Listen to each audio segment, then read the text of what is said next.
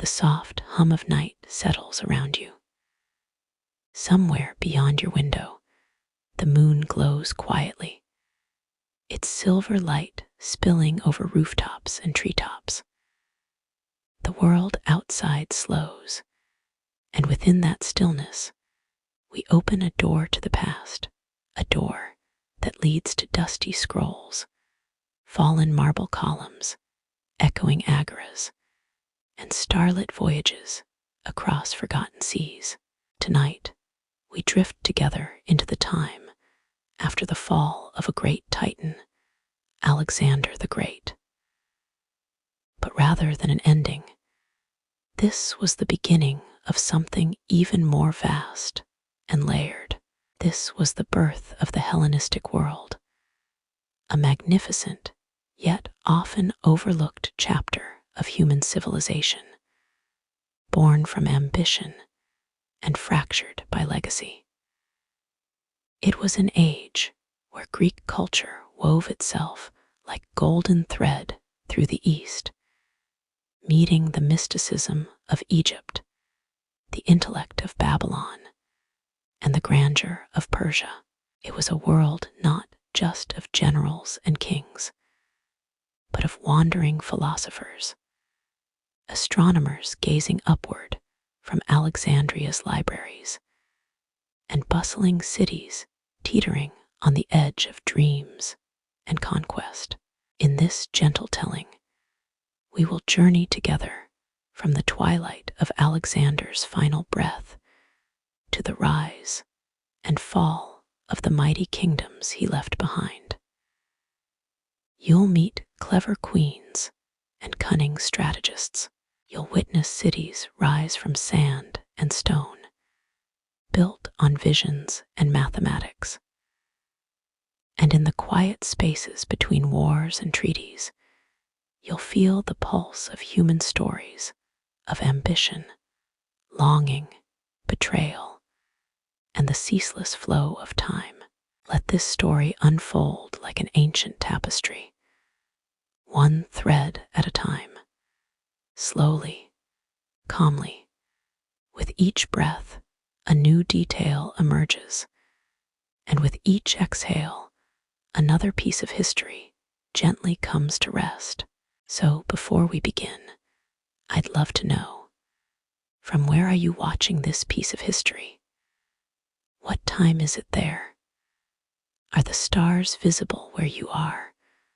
Or is it the glow of a gentle rain on your window? Type it in the comments. I love to read where in the world we're drifting through time together. Sparkles, if you're still awake at the end, I hope you'll consider subscribing. Here we explore the past not in a rush, but like a walk through quiet ruins, with every stone holding a story. Hello, my name is Sherry, and welcome to my channel. So let's begin. The room was quiet, save for the low rustle of linens and the occasional shuffle of sandals on polished stone floors. Outside, the city of Babylon still hummed, merchants packing their goods, astrologers tracing patterns in the midnight sky, and courtiers whispering about the unease that was beginning to settle like dust. But within the palace walls, time had taken on a different rhythm. A slower, heavier beat, the breath before a storm. Alexander the Great, the man who had conquered the known world, lay dying. He was only 32. His body, once hardened by years of battle and desert marches, now trembled with fever. Some said it was poison. Others, a fever born from the swamps he had recently crossed. Perhaps it was exhaustion, or divine punishment, or merely the toll of a life burned too brightly. Whatever the truth, the effect was the same. The greatest empire the world had ever seen teetered on the edge of fragmentation. Outside his chamber, his generals, men who had followed him through mountains, sieges, and revolutions, waited in silence. Antipater, Ptolemy, Seleucus, Perdiccas, Lysimachus, Cassander. They were not mere commanders. They were ambitious, seasoned warriors, each with dreams of his own. And each of them knew, when Alexander breathed his last, the world he had stitched together would begin to unravel. There was no heir. His only legitimate son, Alexander IV, had not yet been born. His mother, Roxana, was still pregnant. A half-brother, Arhidius, was alive, but mentally unfit to rule. That left a vacuum, an empire without a center, a body without a beating heart. But what a body it was! From the shores of the Adriatic to the banks of the Indus, from the Nile to the steppes of Central Asia, Alexander's empire spanned cultures, languages, gods. He had married a Persian princess and encouraged his generals to do the same. He had founded cities, over 70 of them, each bearing his name like echoes scattered across deserts and plains. He spoke of unity, of a world beyond tribal lines. Yet, despite his grand visions, many of his Macedonian companions still looked at the Persian court with suspicion, unease. The idea of a blended world was beautiful, but fragile. On his final day, as the fever tightened its grip, Alexander was asked to whom he would leave his empire. To the strongest, he whispered, 3 words. That was all it took. There was no solemn succession, no peaceful transition, only a veiled challenge, thrown like a gauntlet to men who had never known defeat. The generals knew what that meant. The empire would not pass into the hands of one. It would fracture and be fought over. They were loyal to Alexander, but not to one another. Each believed they were the strongest. Each believed they deserved more. And so, when his body finally stilled on a warm June night in 323 BCE, something vast and indescribable left the world. The man who had stood on the shores of the Hyphasis River and wept because there were no more worlds to conquer was gone. The mourning began immediately. His soldiers wept openly. Some refused to eat. The body was embalmed in the Egyptian fashion, gilded and prepared for transport to Macedon. But even in death, Alexander would not be permitted peace. Ptolemy, his old friend and general, would hijack the funeral procession, redirecting it to Egypt, where he aimed to entomb the king in Alexandria, his future capital. It was a symbolic act, a bold statement.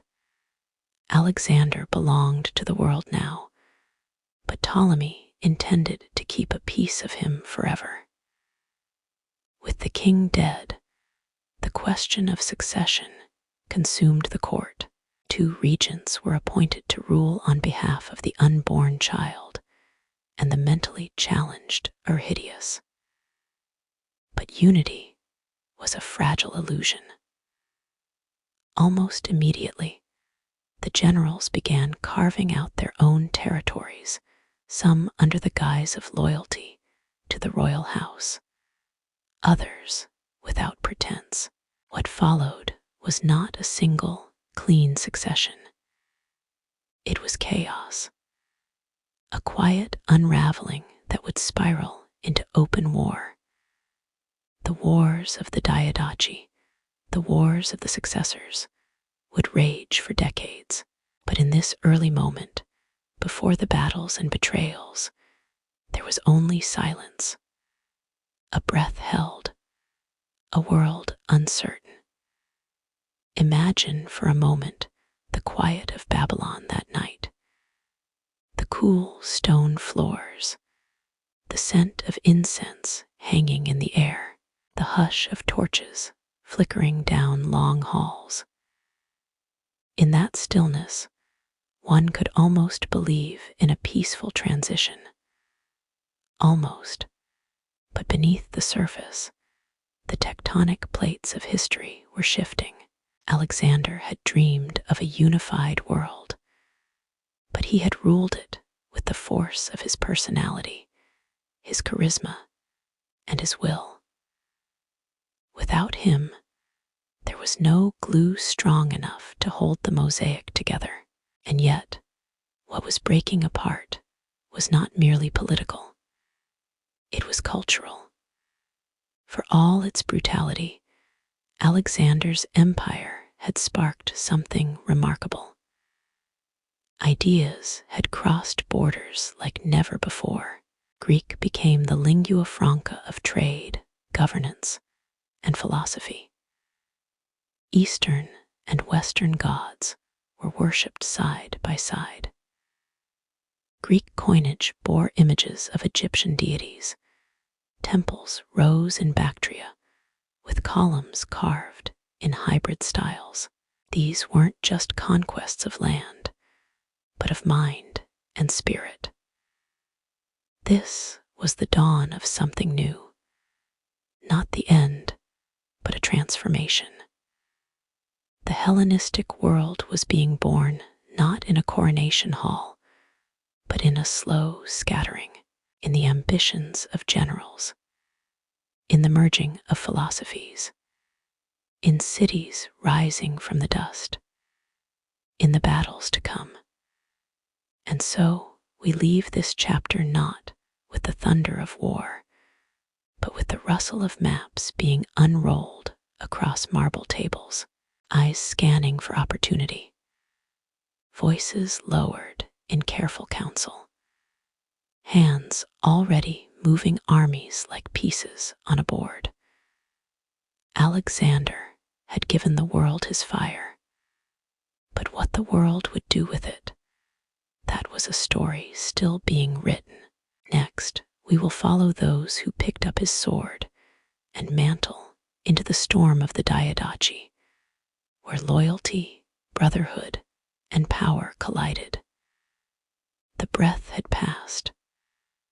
Alexander was gone, and in the strange silence that followed, an empire began to bleed. No trumpet declared war, not at first. The earliest cracks were political whispers in palaces. Alliances murmured over wine. Glances exchanged across long marble halls. But beneath the surface, ambition stirred like a snake uncoiling from its winter sleep. The men who now held the reins of power were called the Diadochi, the successors. Once united in conquest, they were now rivals tethered together by a corpse and a dream. Their names would soon be carved into the marble of history. Perdiccas, Ptolemy, Antipater, Seleucus, Lysimachus, Cassander, each with a region in hand and a crown in his eyes. The empire was divided, not by choice, but necessity. There was no blueprint for managing a kingdom that spanned from Greece to India. The compromise came in the form of dual regency. Perdiccas, a loyal and capable general, was appointed regent for the unborn Alexander IV, while Philip Arrhidaeus, Alexander's mentally impaired half-brother, was crowned in name only, a throne with two shadows behind it. But ambition does not yield to titles. Perdiccas was a visionary. He sought to preserve the empire whole, ruling from the center like Alexander had, using the child king as a figurehead. Yet, in trying to uphold the unity of the empire, he became its first villain in the eyes of others. His power looked too much like tyranny. His intentions, though perhaps noble at first, soon drowned in arrogance and missteps. The first blood spilled was that of Meleager, a rival general who had contested Perdiccas' authority. He was executed swiftly. It was a warning to the others. And yet, warnings were not heeded. Far to the west, Antipater, the old regent of Macedon, guarded Greece with shrewd eyes and steel discipline. He distrusted Perdiccas. Closer to the Nile, Ptolemy, ever the fox, made his move. He seized Alexander's body, the embalmed remains of the world's greatest conqueror, as it passed through Syria. It was a masterstroke of symbolism. By laying Alexander to rest in Egypt, Ptolemy wasn't just claiming the king's remains, he was staking his own divine legitimacy. Egypt would be his, and so too would the memory of the man who made it possible. Perdiccas was enraged. To him, Ptolemy had committed sacrilege, and so, in 321 BCE, he marched on Egypt. What followed was a catastrophe. Perdiccas, unfamiliar with Egypt's harsh terrain and Nile's unpredictable floods, launched a disastrous campaign. His army faltered, bridges collapsed, horses drowned, morale decayed like spoiled grain in the sun. And then came the betrayal. His own officers, weary and distrustful, murdered him in his tent.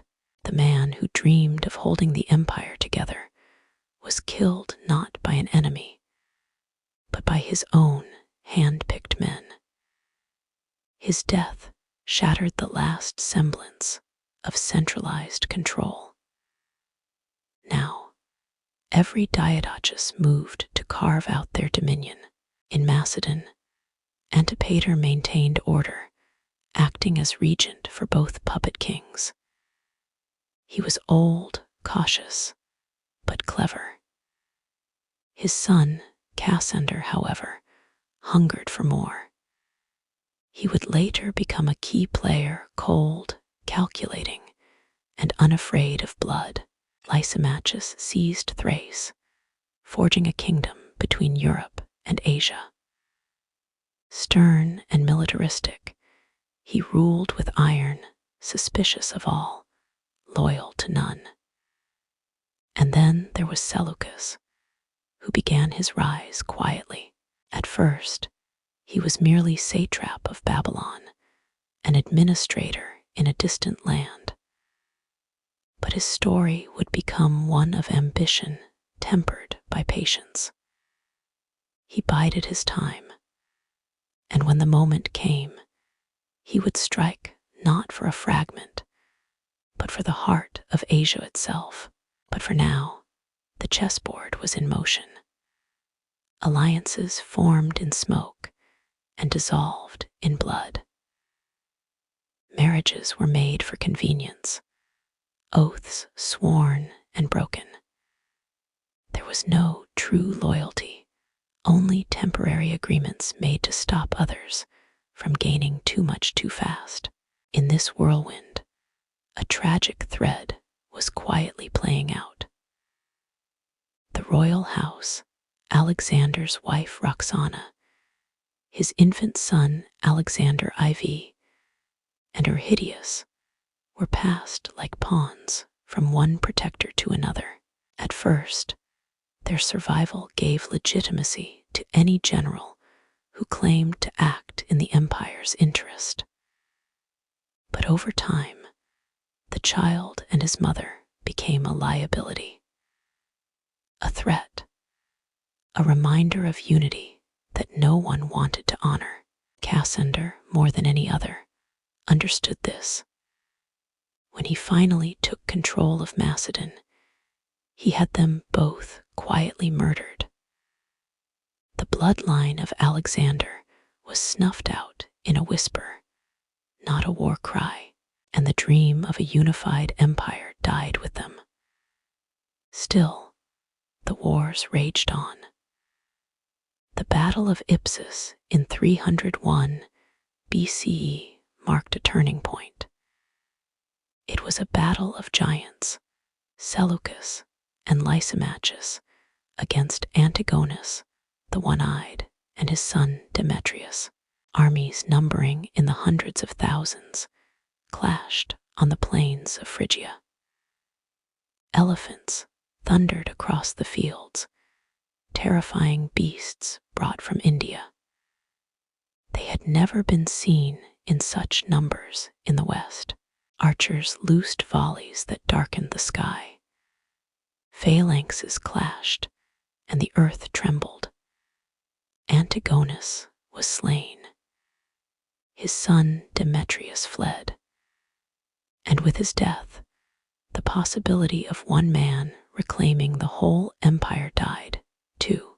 In the aftermath, the world settled briefly. The once unified empire of Alexander was now divided into three great realms: Ptolemaic Egypt, under Ptolemy and his descendants; the Seleucid Empire, stretching from Asia Minor to India, ruled by Seleucus; Macedon and Greece, contested but largely controlled by Cassander and later Antigonus descendants.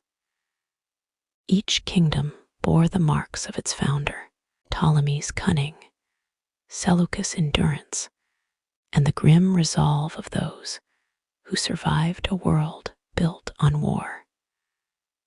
But though the dust seemed to settle, the ambitions did not.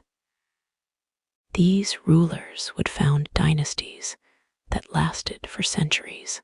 Their children and grandchildren would continue the dance of diplomacy, betrayal, and blood. And the cultural blend that Alexander had once imagined began to take root, not through peace, but through compromise and necessity. Still, beneath the grandeur, beneath the new capitals and shimmering coins, there remained a ghost. The ghost of Alexander. His name was still whispered, his image still stamped on coins, his tactics studied, his dreams invoked. Though he had died young, his legend cast a long shadow across every throne and battlefield. The wars of the Diadochi were not merely struggles for land. They were a reckoning with legacy, with the impossible weight of inheriting a dream that perhaps no man could hold. And so the world moved on. Yet from the ashes of that bloody chessboard, something remarkable had begun. A blending of worlds, a new cultural epic, one where Greek thought took root in distant lands, where temples were raised to strange hybrid gods, where cities like Alexandria and Antioch shone like twin stars on the map of human history. And in one such city, something incredible was beginning to stir. Next, we travel south to Egypt, a kingdom of scrolls, sand, and stone, where a Greek dynasty would crown itself pharaoh and raise a beacon of knowledge to the skies. The Nile moved like a sleeping serpent, uncoiling through green banks and golden sands. long before the Greeks arrived, it had already shaped the destiny of dynasties. Pharaohs had risen and fallen with its annual floods. Gods had been born in its riverbed temples. Now, as the 3rd century BCE dawned, the river would witness something new, a foreign crown, placed delicately atop an ancient land. Ptolemy, the clever general who had once stood at Alexander's side, now reigned as the founder of a new Egyptian dynasty. Not as a satrap, not as a servant of Macedon, but as pharaoh. The year was 305 BCE, when he formally declared himself Ptolemy Isoter, savior. He was no longer a general in Alexander's name. He was now a king in his own right. Egypt, as always, was the prize. Fertile, wealthy, defensible by desert and sea. But it was more than geography. Egypt carried an old, sacred gravity. A ruler here did not just wear a crown. He communed with gods. He stepped into eternity. Ptolemy understood this and played his role well. Though a Macedonian by blood, he adopted the rights and titles of the pharaohs. He let priests perform the ancient rituals. He allowed temples to flourish. His image adorned obelisks and statues in the traditional Egyptian style. Yet behind closed doors, his court spoke Greek, studied Homer, and followed Macedonian customs. This was the great paradox of Ptolemaic Egypt, Greek on the surface, but pulsing with Egypt's ancient soul beneath. And at the heart of this strange, beautiful hybrid kingdom stood a city that shimmered like a mirage on the Mediterranean coast, Alexandria, founded by Alexander himself in 331 BCE. It was Ptolemy who nurtured it into one of the most luminous cities the world had ever seen. The streets were laid in a neat grid, stretching toward the harbor. Towering colonnades lined the avenues. Statues of gods, Greek and Egyptian alike, watched over the public squares. But the soul of Alexandria was not its walls or its wealth. It was its ideas. Here, Ptolemy envisioned something radical, a city of knowledge. He summoned scholars from across the known world, mathematicians from Athens, astronomers from Babylon, physicians from Kos, poets from Ionia. And at the center of this intellectual storm, he planted a seed that would grow into legend, the Library of Alexandria. Within its walls, the dream was simple: gather all human knowledge in one place. Every scroll, every treatise, every scrap of wisdom. Ships arriving in port were searched, and if a book was found on board, it was copied. The original went into the library, the copy returned to the owner.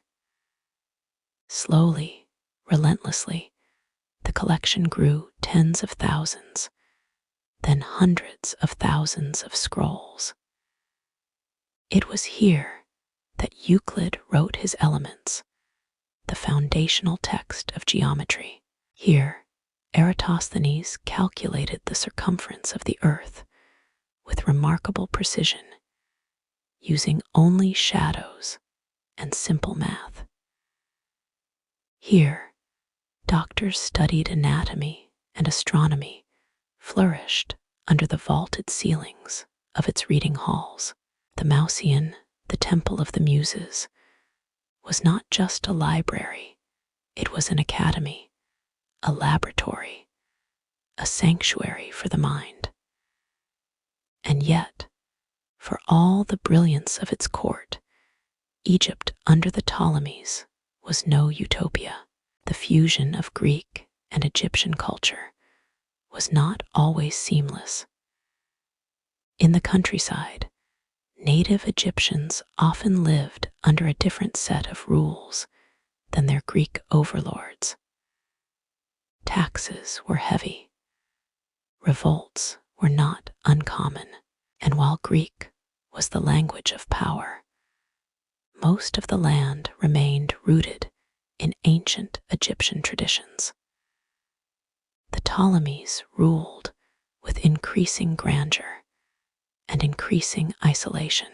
They married within the family, often brother to sister, echoing the ancient pharaohs, but also twisting power into a tight knot of dynastic paranoia. Some kings were wise, others were cruel or weak or mad.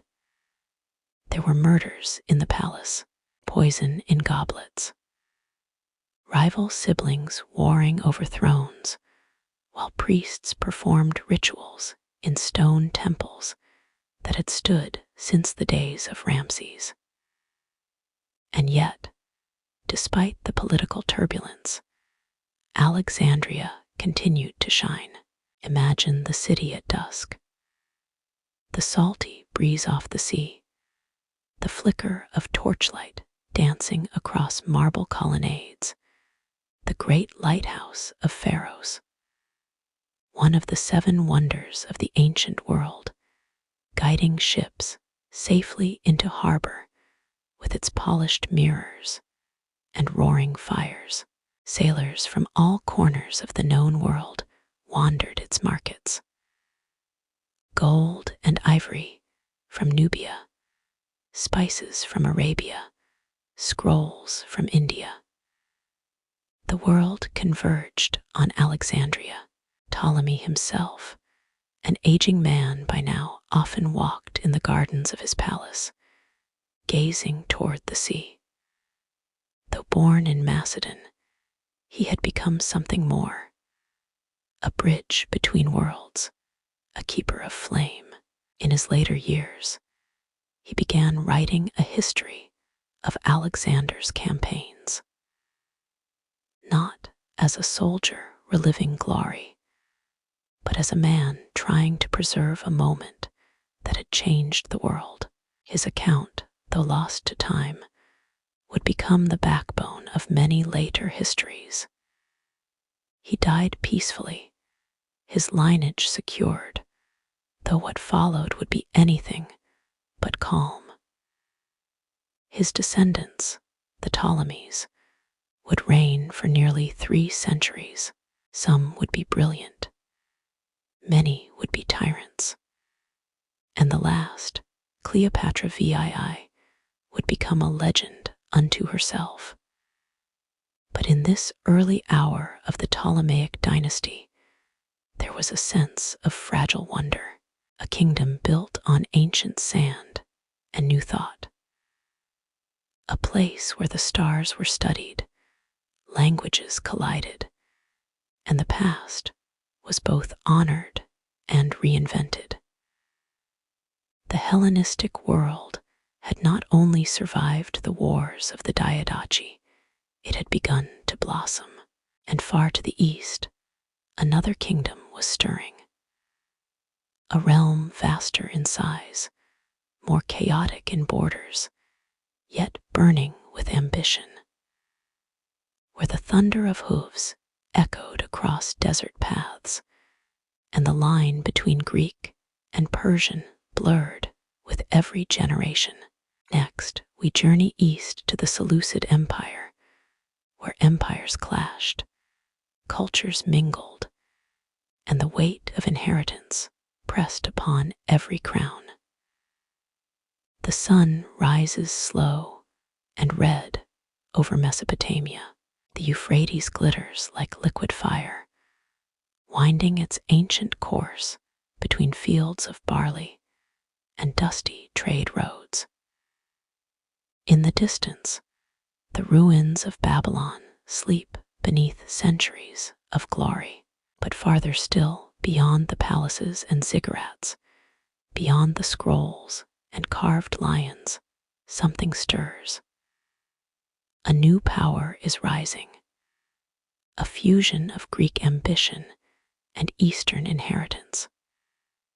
This is the Seleucid Empire, born not from conquest, but from compromise and shrewd calculation.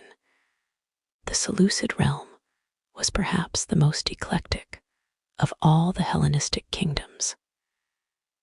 It was a realm forged not in one single mold, but cast in many Persian, Greek, Babylonian, Syrian, Bactrian, a mosaic stitched across thousands of miles. Its architect, Seleucus I Nicator, the victor. Seleucus had not been one of Alexander's most celebrated generals during the campaigns. He did not possess the flamboyance of Ptolemy or the ruthlessness of Cassander. But he had something subtler: patience, clarity, and a mind sharpened by silence.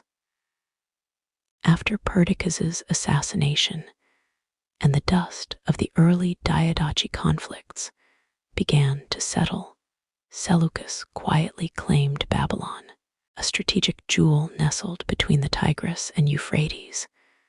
Babylon still echoed with the language of stars and the pulse of kings long dead.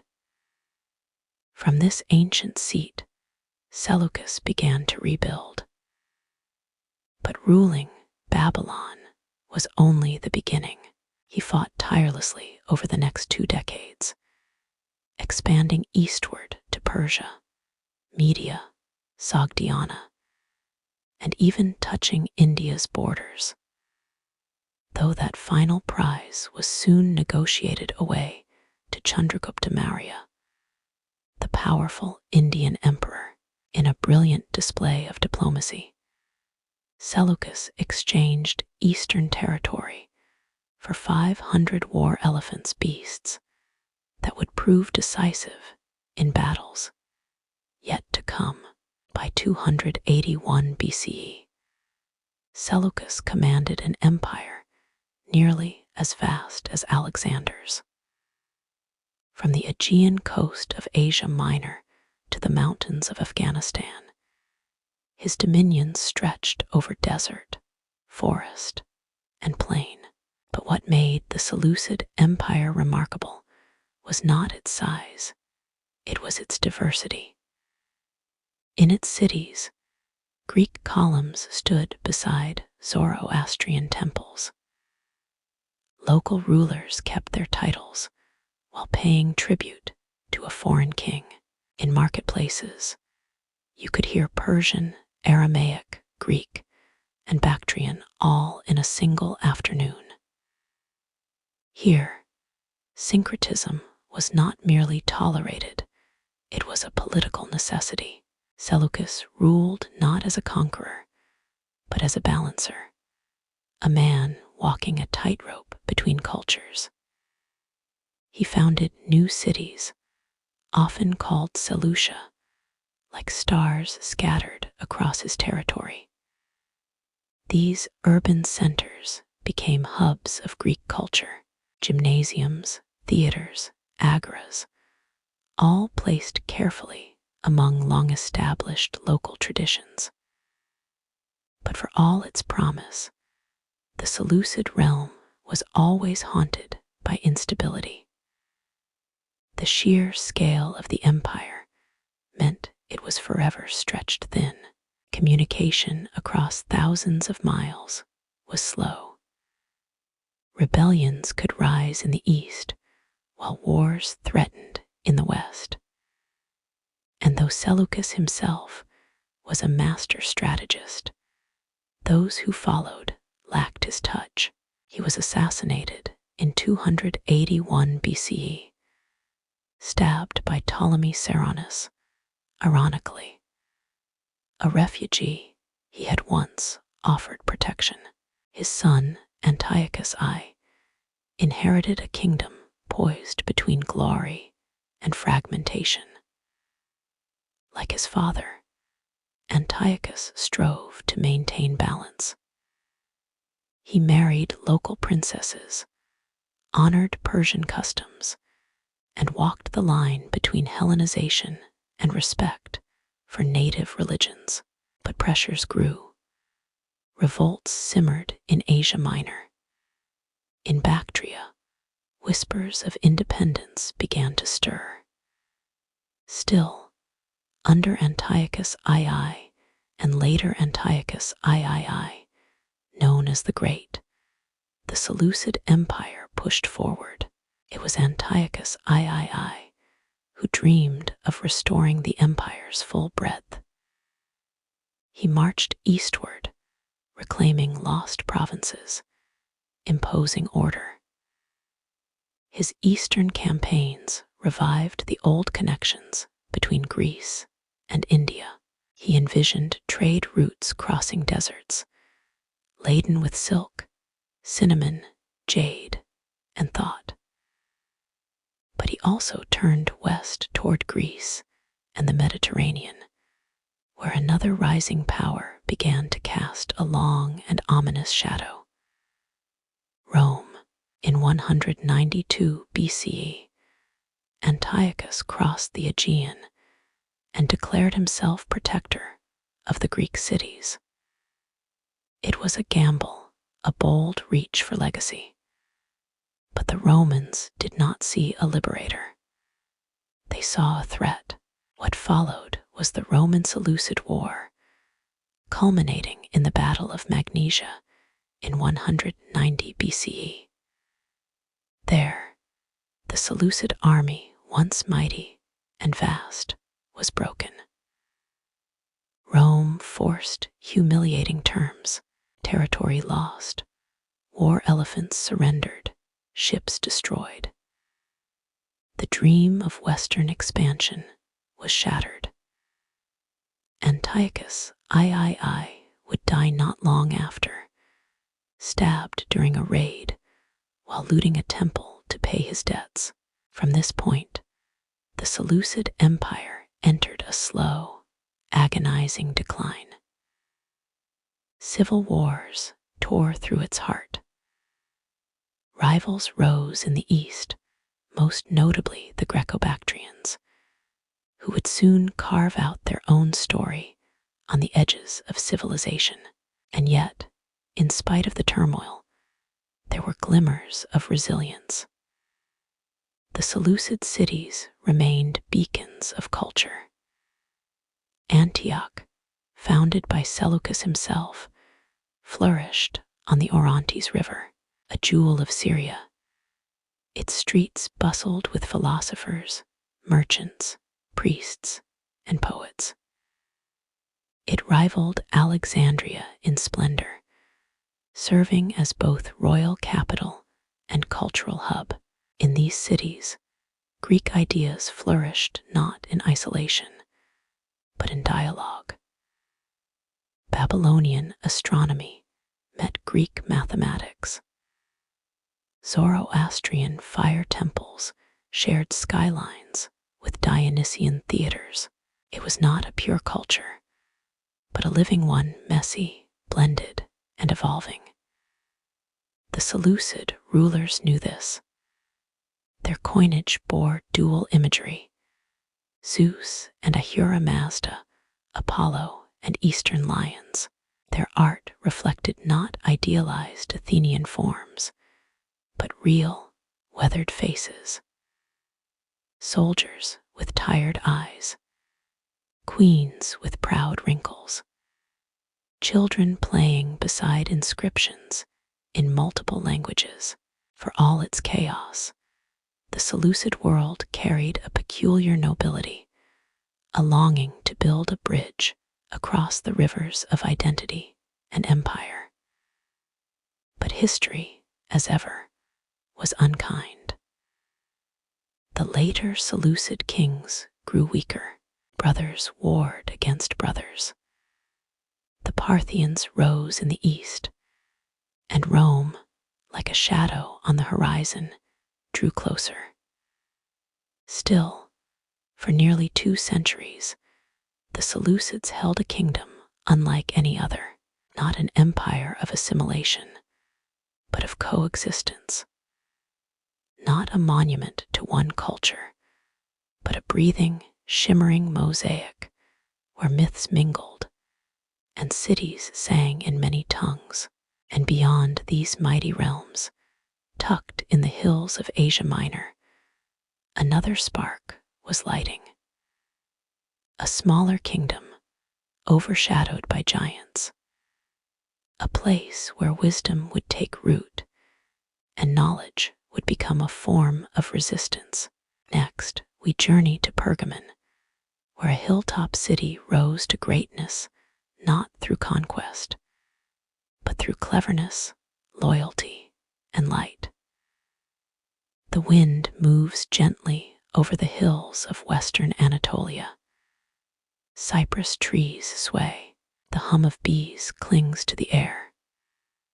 Far below, the Caicus River meanders toward the Aegean Sea, its waters gleaming like polished silver beneath the morning sun. And rising above it all, as if cradled by the gods, sits the city of Pergamon. It is quiet here. There are no sprawling deserts or imperial courts. No thunderous armies trampling empires beneath their boots. And yet, in this city of terraces and scrolls, something extraordinary unfolds. The birth of a kingdom founded not in force, but in intellect, diplomacy, and devotion. Pergamon's story does not begin with conquest. It begins as a fortress. After Alexander's death, this small settlement became a strategic outpost under the rule of a Macedonian officer named Philotaris, originally a servant of Lysimachus, one of Alexander's successors. Philotaris soon found himself at odds with his master. Rather than fall to chaos, he took a bold step. He declared Pergamon's independence and kept the vast royal treasury entrusted to him, nearly 9,000 talents of silver. With wealth came freedom, and with freedom, vision. Philotaris did not claim kingship for himself. He ruled wisely, humbly. And for the next 20 years, he laid the foundation for something remarkable. When he died, his successors, the Attalid dynasty, would take that quiet legacy and elevate it to glory. It was his nephew, Eumenes who declared Pergamon truly independent around 263 BCE, defying the Seleucid overlords in the east. And then his successor, Attalus I, would make Pergamon a kingdom in name and stature. But this was no typical Hellenistic monarchy. It was different, quieter, more thoughtful, more intentional. Unlike the Ptolemies in Egypt or the Seleucids in the east, the Attalids didn't seek to rule the world. They wanted to preserve balance, to craft a kingdom where order, art, and reason were shields against the chaos of the age. And so they built. Atop the Acropolis, the city bloomed with marble and ambition. The streets wound upward in graceful spirals, crowned by temples and libraries. The Temple of Athena stood proudly, its columns gleaming in the Anatolian sun. Below it, the great altar of Zeus, a masterpiece of sculpture and symbolism, wrapped around a sanctuary in high relief. A swirling storm of gods and giants locked in eternal combat. The message was clear. Pergamon was not merely a place of refuge. It was a stage for divine thought and a bulwark against barbarism. But if there was one institution that defined Pergamon's soul, it was the library. In the race to preserve knowledge, Pergamon rose as a quiet rival to Alexandria. Legend tells us that Egypt, fearing Pergamon's growing prestige, banned the export of papyrus to the city. In response, Pergamon's scribes turned to parchment, animal skin treated and polished to create a durable writing surface. In time, it would be known by a new name, Pergamena. Parchment from Pergamon, the library, nestled on the upper slopes of the city, was a sanctuary of thought. With an estimated 200,000 scrolls, it drew scholars from across the Hellenistic world. Philosophers debated beneath shaded colonnades, physicians compared notes, artists sketched by oil lamplight, and poets composed verses inspired by the city's gentle calm. One of the most famous visitors was Galen, the physician whose writings would define medicine for centuries. He was born in Pergamon in the 2nd century CE, long after the Attalids, but the city's scholarly spirit shaped his youth, just as it shaped the rhythms of history. Pergamon's rulers, Attalus I, Eumenes II, and Attalus III, governed with a careful hand. They maintained peace through alliances, and when they fought, they did so defensively, wisely, always calculating the cost.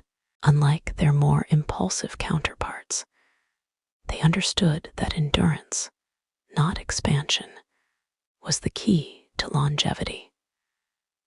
Under Eumenes II, the city reached its golden age. He expanded the Acropolis, commissioned the Zeus altar, and strengthened Pergamon's position as a beacon of Hellenistic art and intellect. He forged strong ties with Rome, a relationship that would prove fateful in time. Perhaps the most unusual chapter in Pergamon's story is how it chose to end.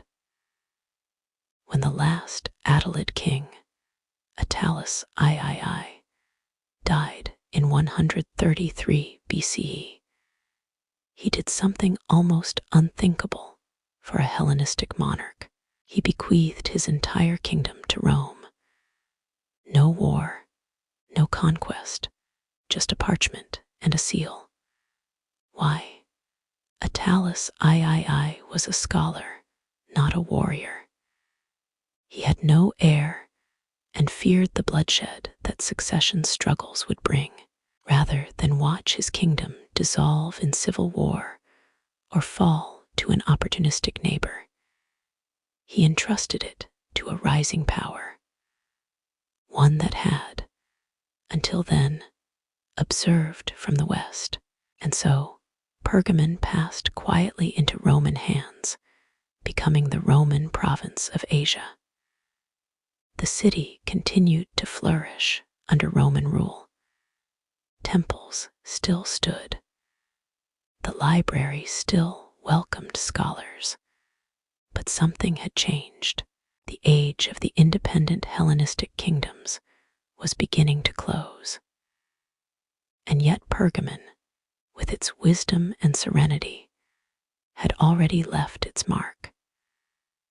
As the sun dips low over the hills and the shadows stretch across marble stones, you can almost hear the voices still, the rustle of scrolls, the cadence of debate, the hush of reverence before a statue of Athena. Pergamon teaches us that not all power must roar, that sometimes The most enduring legacies are built not by generals, but by those who think, who listen, who preserve.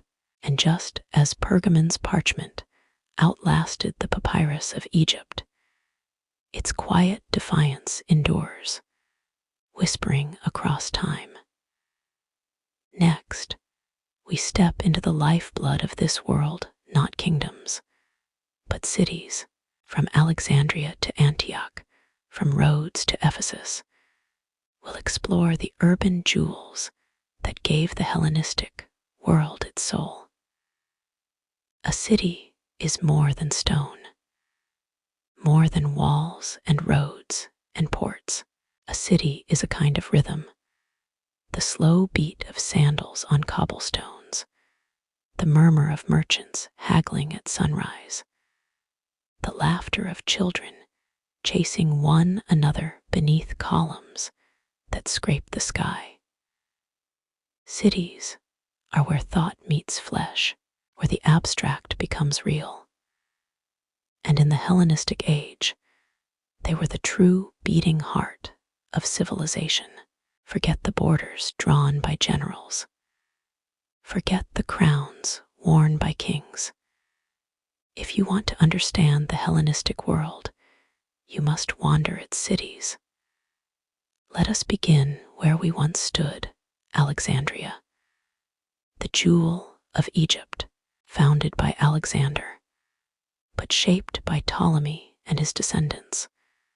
Alexandria stood not only as a port, but as a promise. A city of granite and intellect, where Greek geometry met Egyptian myth. By day, its harbor bustled with sails from Carthage, Rhodes, Cyprus, even far-off India. Ships came not just with goods, but with news, gossip, scrolls, and spices. The Pharos lighthouse, towering over the port, cast its beam across dark waters, guiding trade and thought alike. But deeper inland, beyond the agora and the temples, nestled the library and Mausian, where language bent, numbers danced, and the stars themselves were charted in silence. And yet Alexandria was never just Greek. In its streets, Egyptian priests passed by Jewish scholars. Nubian traders sold ivory beside Phoenician glassblowers. In this polyphony of tongues and customs, the city did not choose one identity. It wore all of them. Travel east now, across the desert winds, to Antioch. Founded by Seleucus I and named for his father, Antioch on the Orontes was the Seleucid answer to Alexandria. A capital not just of administration, but of style. Here art thrived. Mosaic floors, radiant with color, adorned public baths and private villas. Banquets echoed with music, and colonnaded streets offered shade and sophistication in equal measure. The city was laid out with precision, a grid that reflected Greek ideals of order.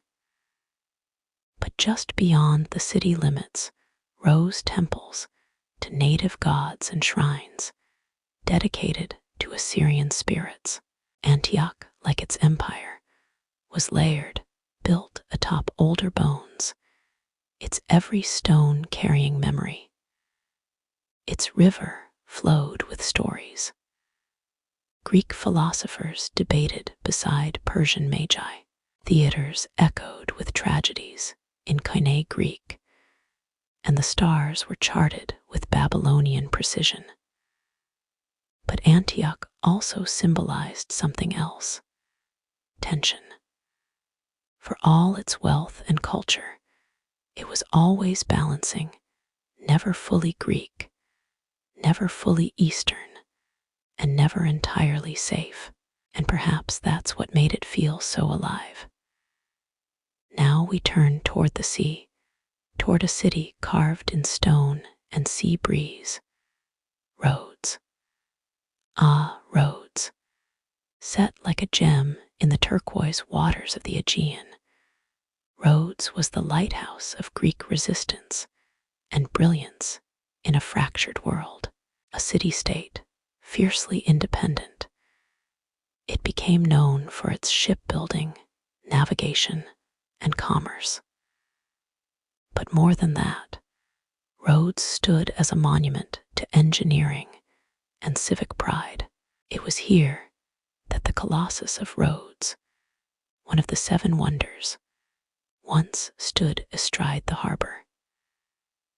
A giant bronze figure of the sun god Helios, towering nearly 100 feet high, though it stood for only a brief time before being felled by an earthquake. Its legend became eternal. But Rhodes' truest marvel was not just its statue. It was its people, scholars and diplomats, mathematicians and statesmen. The Rhodian school became a beacon of rhetoric and legal theory, educating minds who would later serve in the courts of kings and the chambers of Rome. Rhodes proved that even small cities with discipline and vision could shape the world.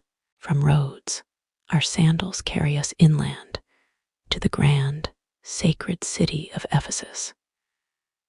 Here, the temple of Artemis reigned, colossal, graceful, and considered one of the seven wonders as well. Pilgrims came from far and wide to leave offerings at her feet. The goddess stood as protector, not only of the city, but of the mystery of life itself. Ephesus was a city of trade, yes, nestled on fertile land with a direct sea route, but also of mysticism, magic, dreams, omens. These wove through its identity as much as politics and commerce. Even later, long after the Hellenistic age dimmed, Ephesus would remain a place of spiritual transition. And then there were the quieter cities, places like Delos, once a sacred island, now a free port bustling with economic ambition. Or Tyre, reborn under Hellenistic influence, its Phoenician soul mixing with the new Mediterranean rhythms. Each city had its own soul, each one a different flavor of the same larger transformation. A world being reshaped by ideas, trade, languages, and a new kind of cosmopolitanism. But for all their differences, these cities shared something fundamental. They were centers of fusion. They were beacons of culture. They were experiments in coexistence. They bore the stamp of Alexander's dream, not just politically, but philosophically. The idea that human thought, no matter its origin, should travel freely.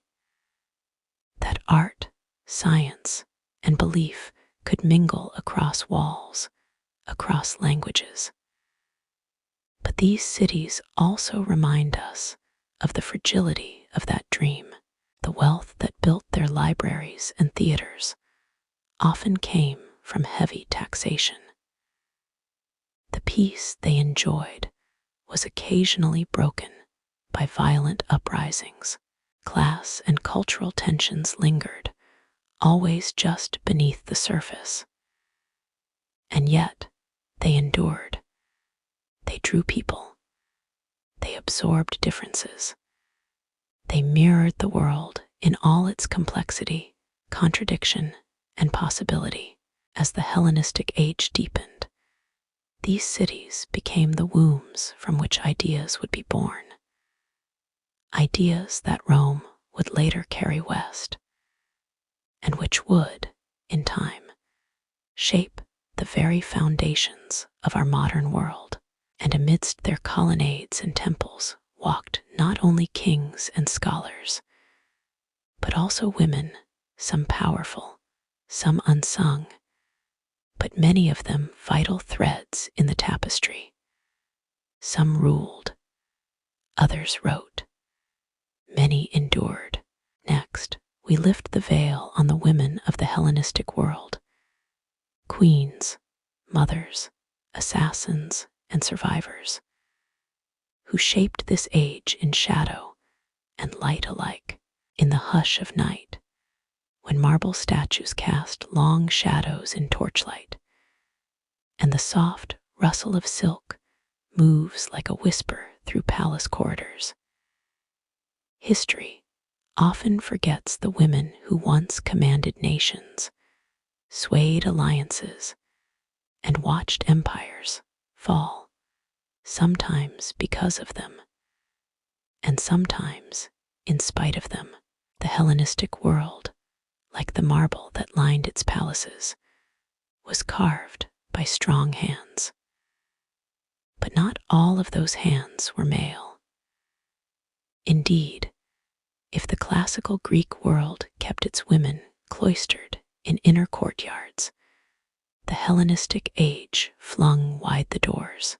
Queens sat beside kings, mothers advised sons, widows commanded armies, and sometimes women ruled alone. Let us begin with one who stood tallest in that ancient dusk, Arsinoe II. Born into the Ptolemaic dynasty of Egypt, Arsinoe was no mere princess. She was forged in the fires of dynastic politics, a world where sibling marriages were strategy, and survival required not only wit, but steel in the soul.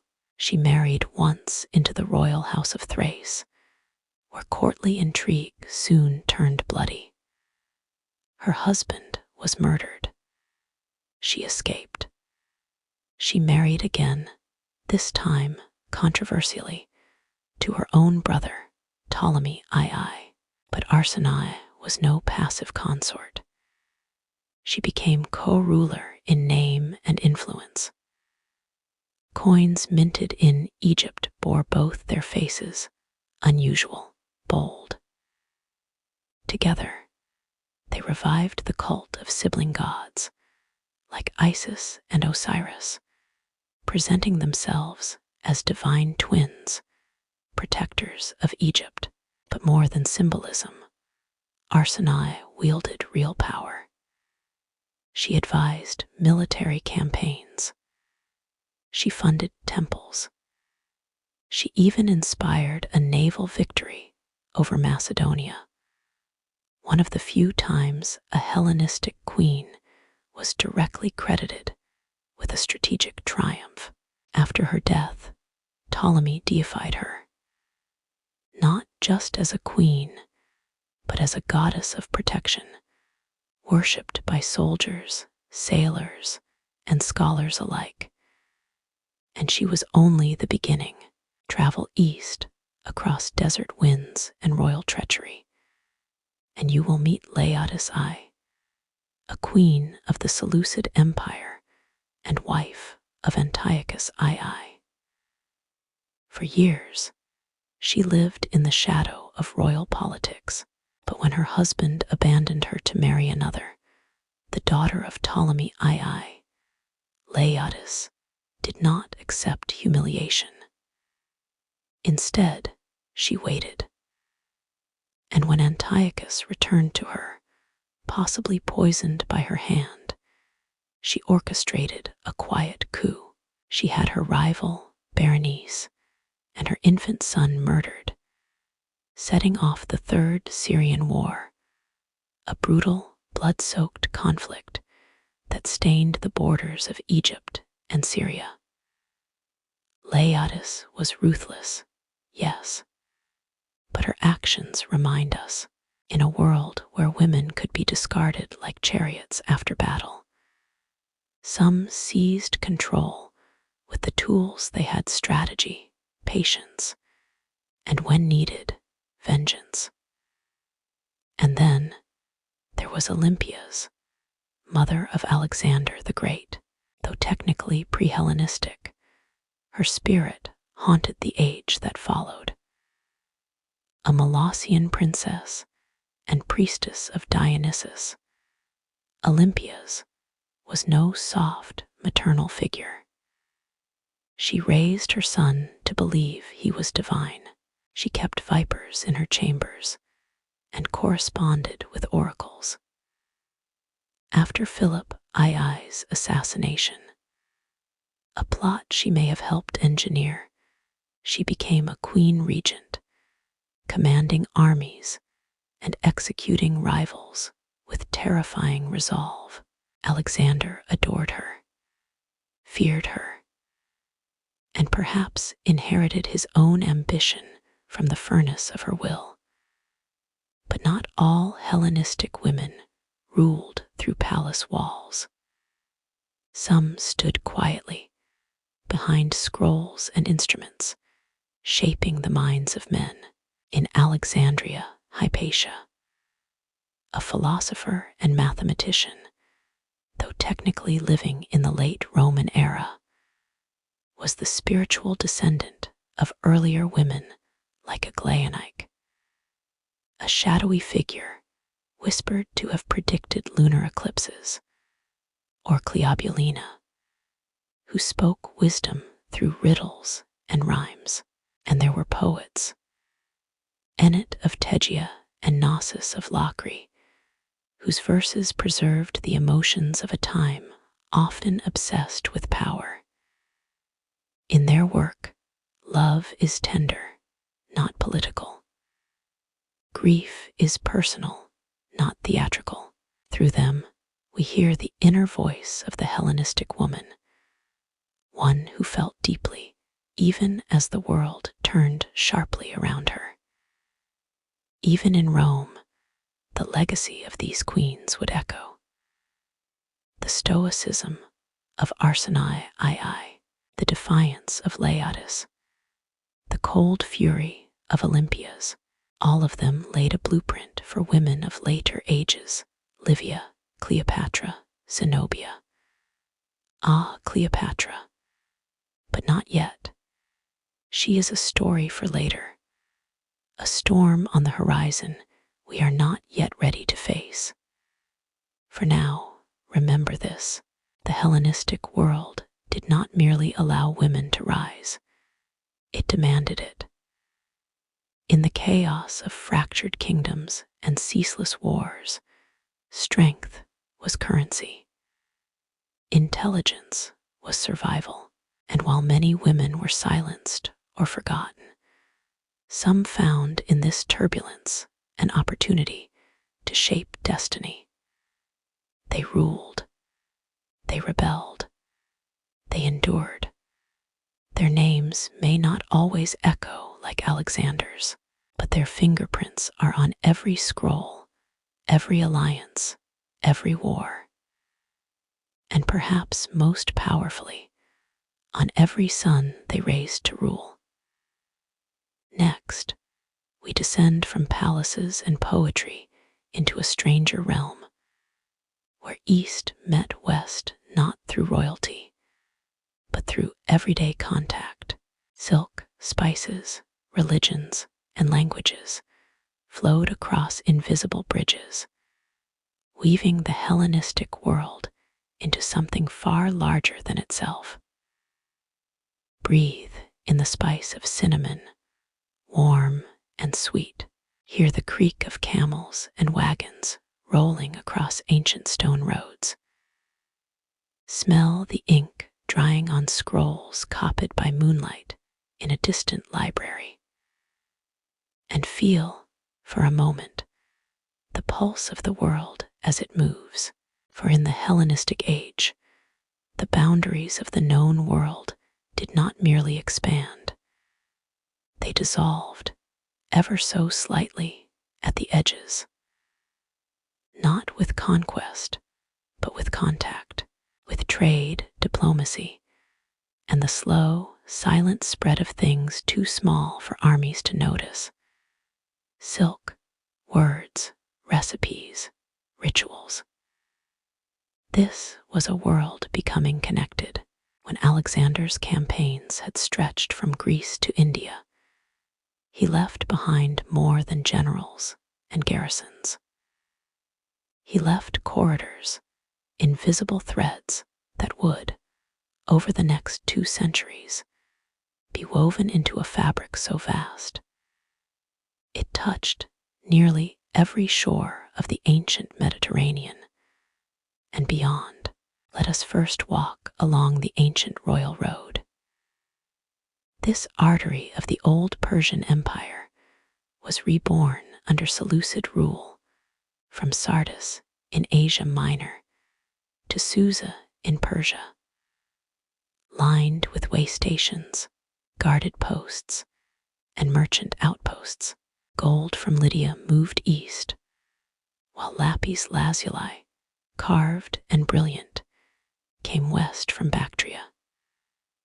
Elephants, trained for war, trod the same paths as olive oil amphorae and baskets of figs, and from the east came the unexpected spices, incense, pearls, silk, the fabric that shimmered like water under torchlight. It was whispered to come from lands even beyond India, from a mysterious place called Sears, what we now know as China, though the Hellenistic world never saw the empire of Han with its own eyes. Its traders touched its edges. Coins bearing the image of Hellenistic kings have been found in distant Asian soils, silent proof of a connection that defied maps.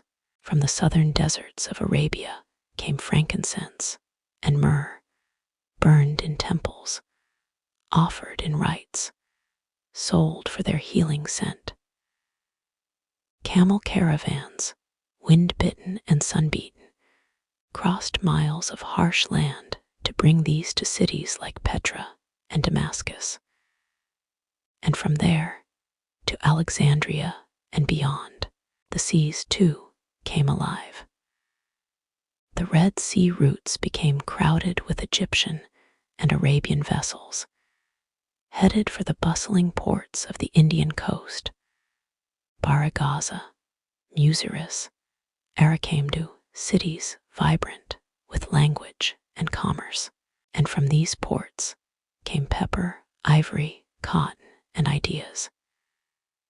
Indian astronomers and philosophers mingled with Greek counterparts. Concepts like reincarnation, astrology, and even certain mathematical principles made subtle inroads into Hellenistic thought, and in return, the East received Greek art, sculpture, coins, and architecture. Indo-Greek kings, ruling lands that straddled Afghanistan and Pakistan, minted coins with Greek legends on one side and Sanskrit on the other. Some even depicted the Buddha in the style of Apollo, serene, idealized, and unmistakably Hellenistic in form. This fusion was not just economic. It was deeply spiritual. Zoroastrian fire temples coexisted beside Greek sanctuaries. Babylonian astrologers read omens from the stars using Greek charts. Egyptian gods were worshipped under Hellenistic names: Isis, Serapis, Anubis Hermanubis, divine hybrids for a hybrid world. Even language was transformed. Koine Greek, the simplified dialect that emerged after Alexander, became the lingua franca of the Eastern Mediterranean. Traders from Arabia to Bactria, from Cyrene to Tyre, used it to conduct business, sign treaties, record dreams. It unified people who had never seen the Aegean, but who could still recite a line from Homer or name the moons of Jupiter. But there was another, deeper transformation: the movement of people. Greek colonists settled in cities newly founded or renamed, not as conquerors, but as neighbors. Soldiers retired and married local women. Children grew up speaking two, sometimes three languages, and as generations passed, the very idea of identity began to shift. You could be Greek and Persian, Macedonian and Egyptian. You could wear a chiton and offer incense to Baal.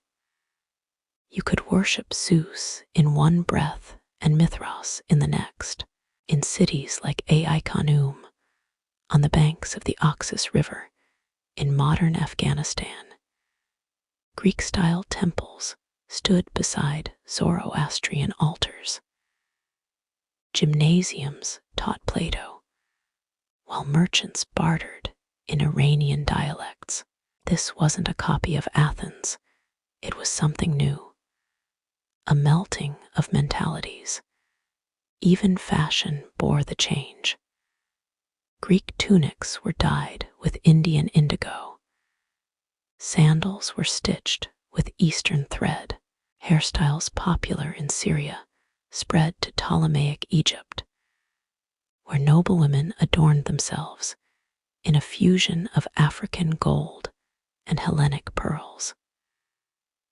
And with these changes came stories, tales that flickered across campfires and port taverns.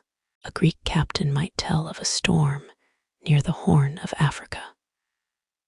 A Babylonian priest might recite dreams sent by Marduk, now interpreted through Aristotelian logic. A Jewish merchant in Alexandria might debate ethics with a Stoic philosopher over wine mixed with honey. The Hellenistic world did not simply trade goods. It traded meaning, and yet, beneath all this movement and mingling, there lingered a tension. The more borders blurred, the more people searched for roots. Some clung more tightly to ancient customs. Others forged entirely new ones. The world was growing, yes, but it was also unsettled. This was not empire in the old sense. It was something else, an empire of influence, of osmosis, not conquest, the kind of empire that seeps into culture, into cuisine, into the words you use to name your gods. And like all things that grow too fast, it was also fragile. The roads that connected so much could also spread rebellion, plague, discontent. The same ships that brought cinnamon could also bring mercenaries, or worse, ideas that questioned kings. Still, for a brief and shining time, the Hellenistic world became the most connected humanity had ever known, and in that shimmering web of trade and transformation, something was being born, not just a new age, but a new way of being in the world. But webs can tear, and connections can snap. The next winds that would sweep across the Mediterranean would come from the west, colder, more disciplined, and hungry. Rome, once an afterthought in Greek minds, was rising. And soon, it would not ask politely for a seat at the table. Next, we turn our eyes toward the coming storm, the rise of Rome, and the slow, sorrowful fading of Hellenistic glory. But first, we must understand the cracks already forming in the marble. There comes a time in every story, as dusk slips gently over day, when the greatness we've come to admire begins to wane. The Hellenistic world, so vast and glittering in its youth, had by now grown old, not visibly, not at once, but slowly, like a city sinking under its own weight. Its beauty was still there in the scrolls of Alexandria, in the silver coinage of Seleucid kings, in the golden temples of Ptolemaic Thebes. But beneath it all, there was a trembling, an unease, a sense that the center could no longer hold.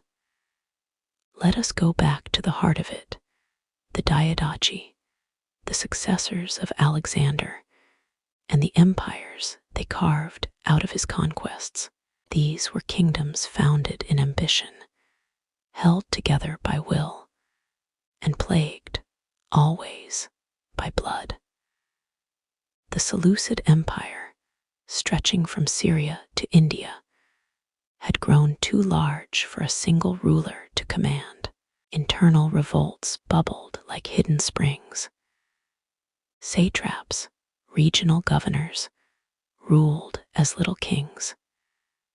The eastern provinces, especially Bactria and Parthia, began to drift, first with distance, then with open rebellion. The kings at Antioch tried to stem the tide. They built cities, hired mercenaries, married foreign princesses.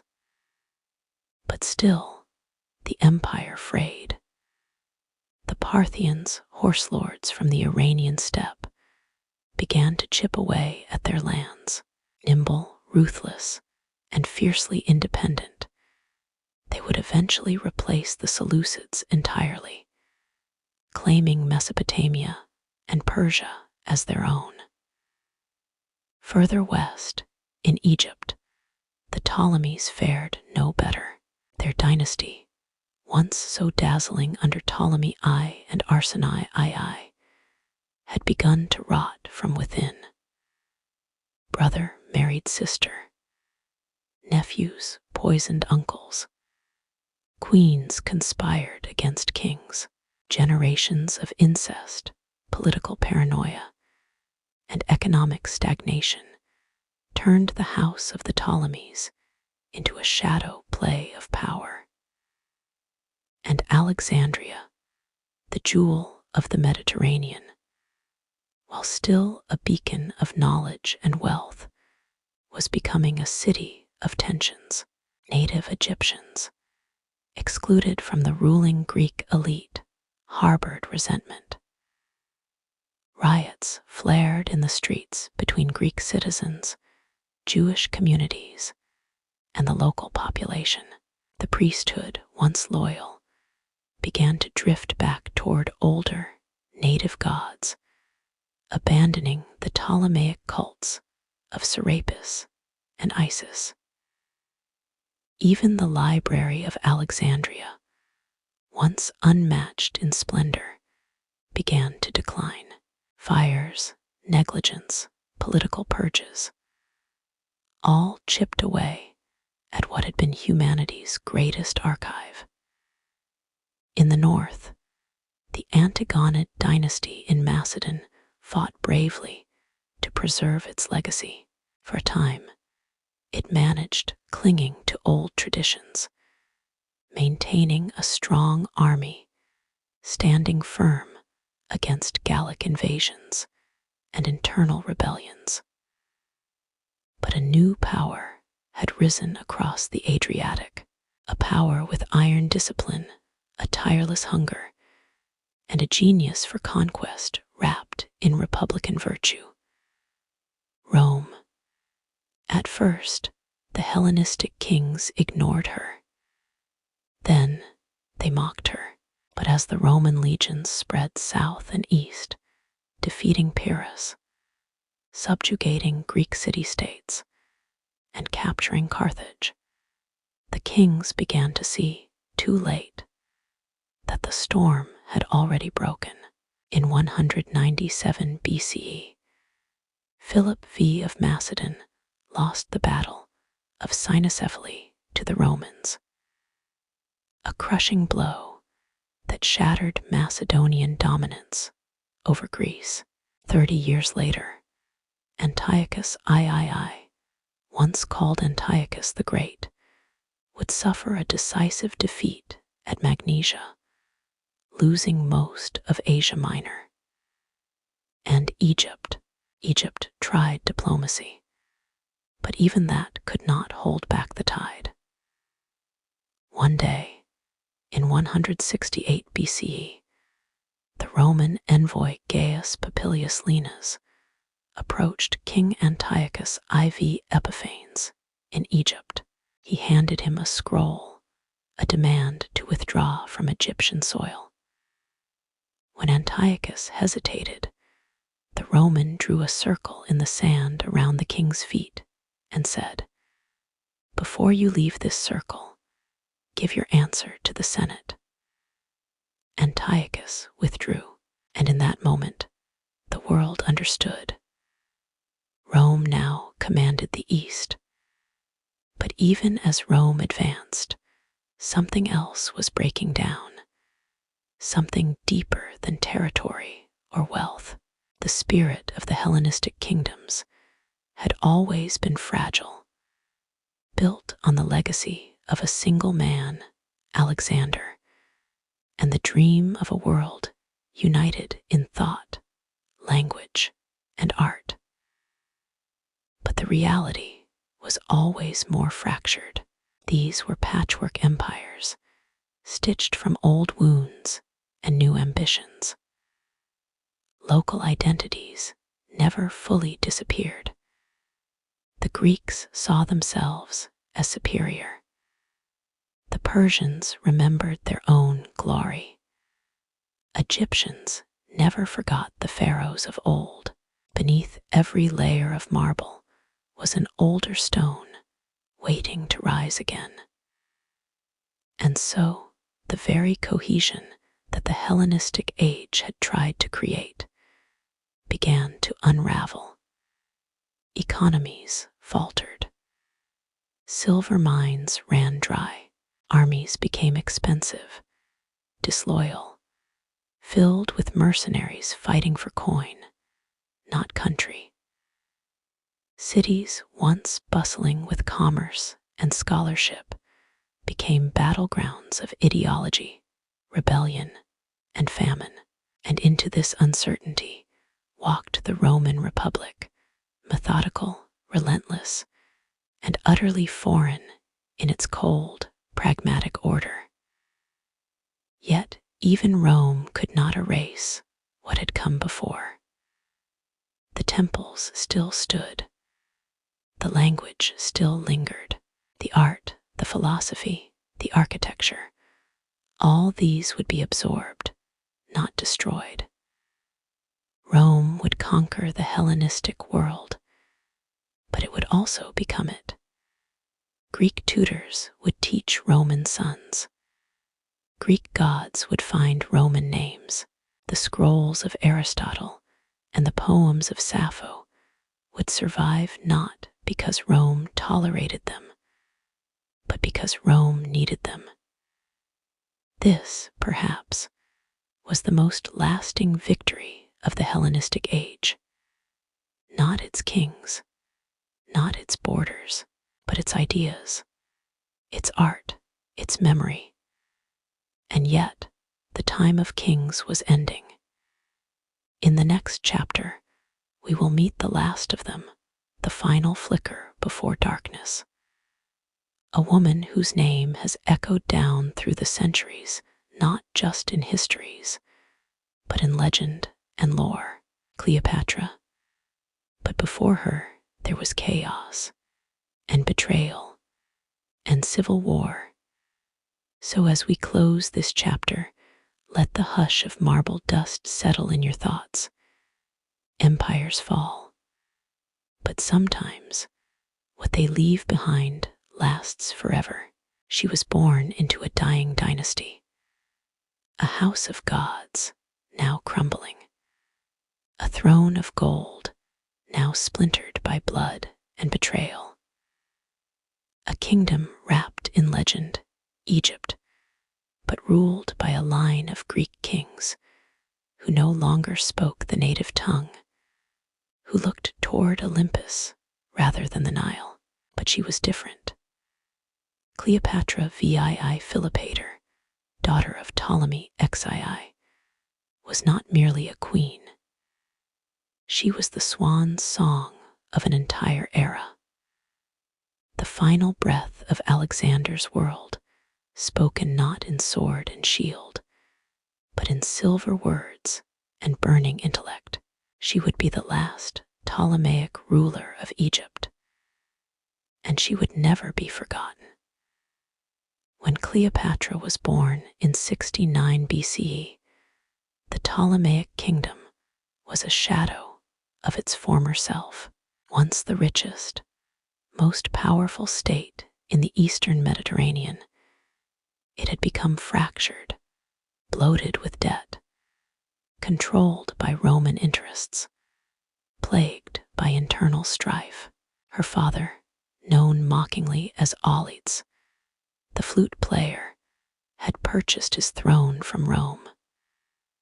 Literally, he had paid Roman senators for recognition, for military backing, and when he was expelled in a revolt, it was to Rome that he turned to reclaim his power, leaving young Cleopatra to learn one bitter truth. Survival in this world required wit sharper than any blade. She learned quickly, fluent in several languages, including Egyptian. Unlike any of her Ptolemaic ancestors, Cleopatra was not only a ruler by birth, but a stateswoman by craft. She studied rhetoric, mathematics, astronomy, medicine. She read Homer, learned from Aristotle, and debated with scholars in the very halls of the Alexandrian library. And yet, when her father died in 51 BCE, she inherited a throne wrapped in fire. She was only 18, her brother Ptolemy XIII barely 10. They were made co-rulers, but Cleopatra was not content to be a figurehead. She took control, placing her image on coins alone, issuing decrees in her name only. This, of course, could not stand. A palace coup drove her from Alexandria. Her brother's advisors, hungry for power, seized control. Cleopatra fled into exile, gathering what little support she could. For a time, it seemed she would vanish like so many forgotten queens. But history, ever so delicately, turned its gaze toward Egypt. For in the year 48 BCE, a man arrived upon its shores. A man chased by civil war, his sandals stained with the dust of empire. Gaius Julius Caesar. Fresh from his war with Pompey, Caesar had come to Egypt seeking refuge and vengeance. He found a kingdom in chaos, and Cleopatra found her moment. The story is legend now. How she had herself smuggled into the palace, rolled inside a carpet or a linen sack, and presented to Caesar. But beyond the theatrical image lies a truth. Cleopatra knew how to be seen. She did not seduce with beauty alone, though by all accounts, her presence was magnetic. No, it was her voice, her mind, her absolute command of charm and reason. She spoke to Caesar not as a supplicant, but as an equal, and he listened. Soon, war erupted in Alexandria. Cleopatra's forces, now aided by Roman arms, defeated her brothers. Ptolemy, XIII, drowned in the Nile, a boy swallowed by the tide of history, and Cleopatra, radiant, brilliant, unapologetic, returned to her throne. But she did not return alone. She bore Caesar's son, Caesarion, a symbol of her ambitions, a bridge between East and West. And though Caesar never acknowledged the boy publicly, Cleopatra traveled to Rome with her son, lived in a villa across the Tiber, walked among senators and slaves alike. For a moment, she imagined a new world, a dynasty born of two empires. But the moment would not last. In 44 BCE, Caesar was stabbed to death in the Roman Senate.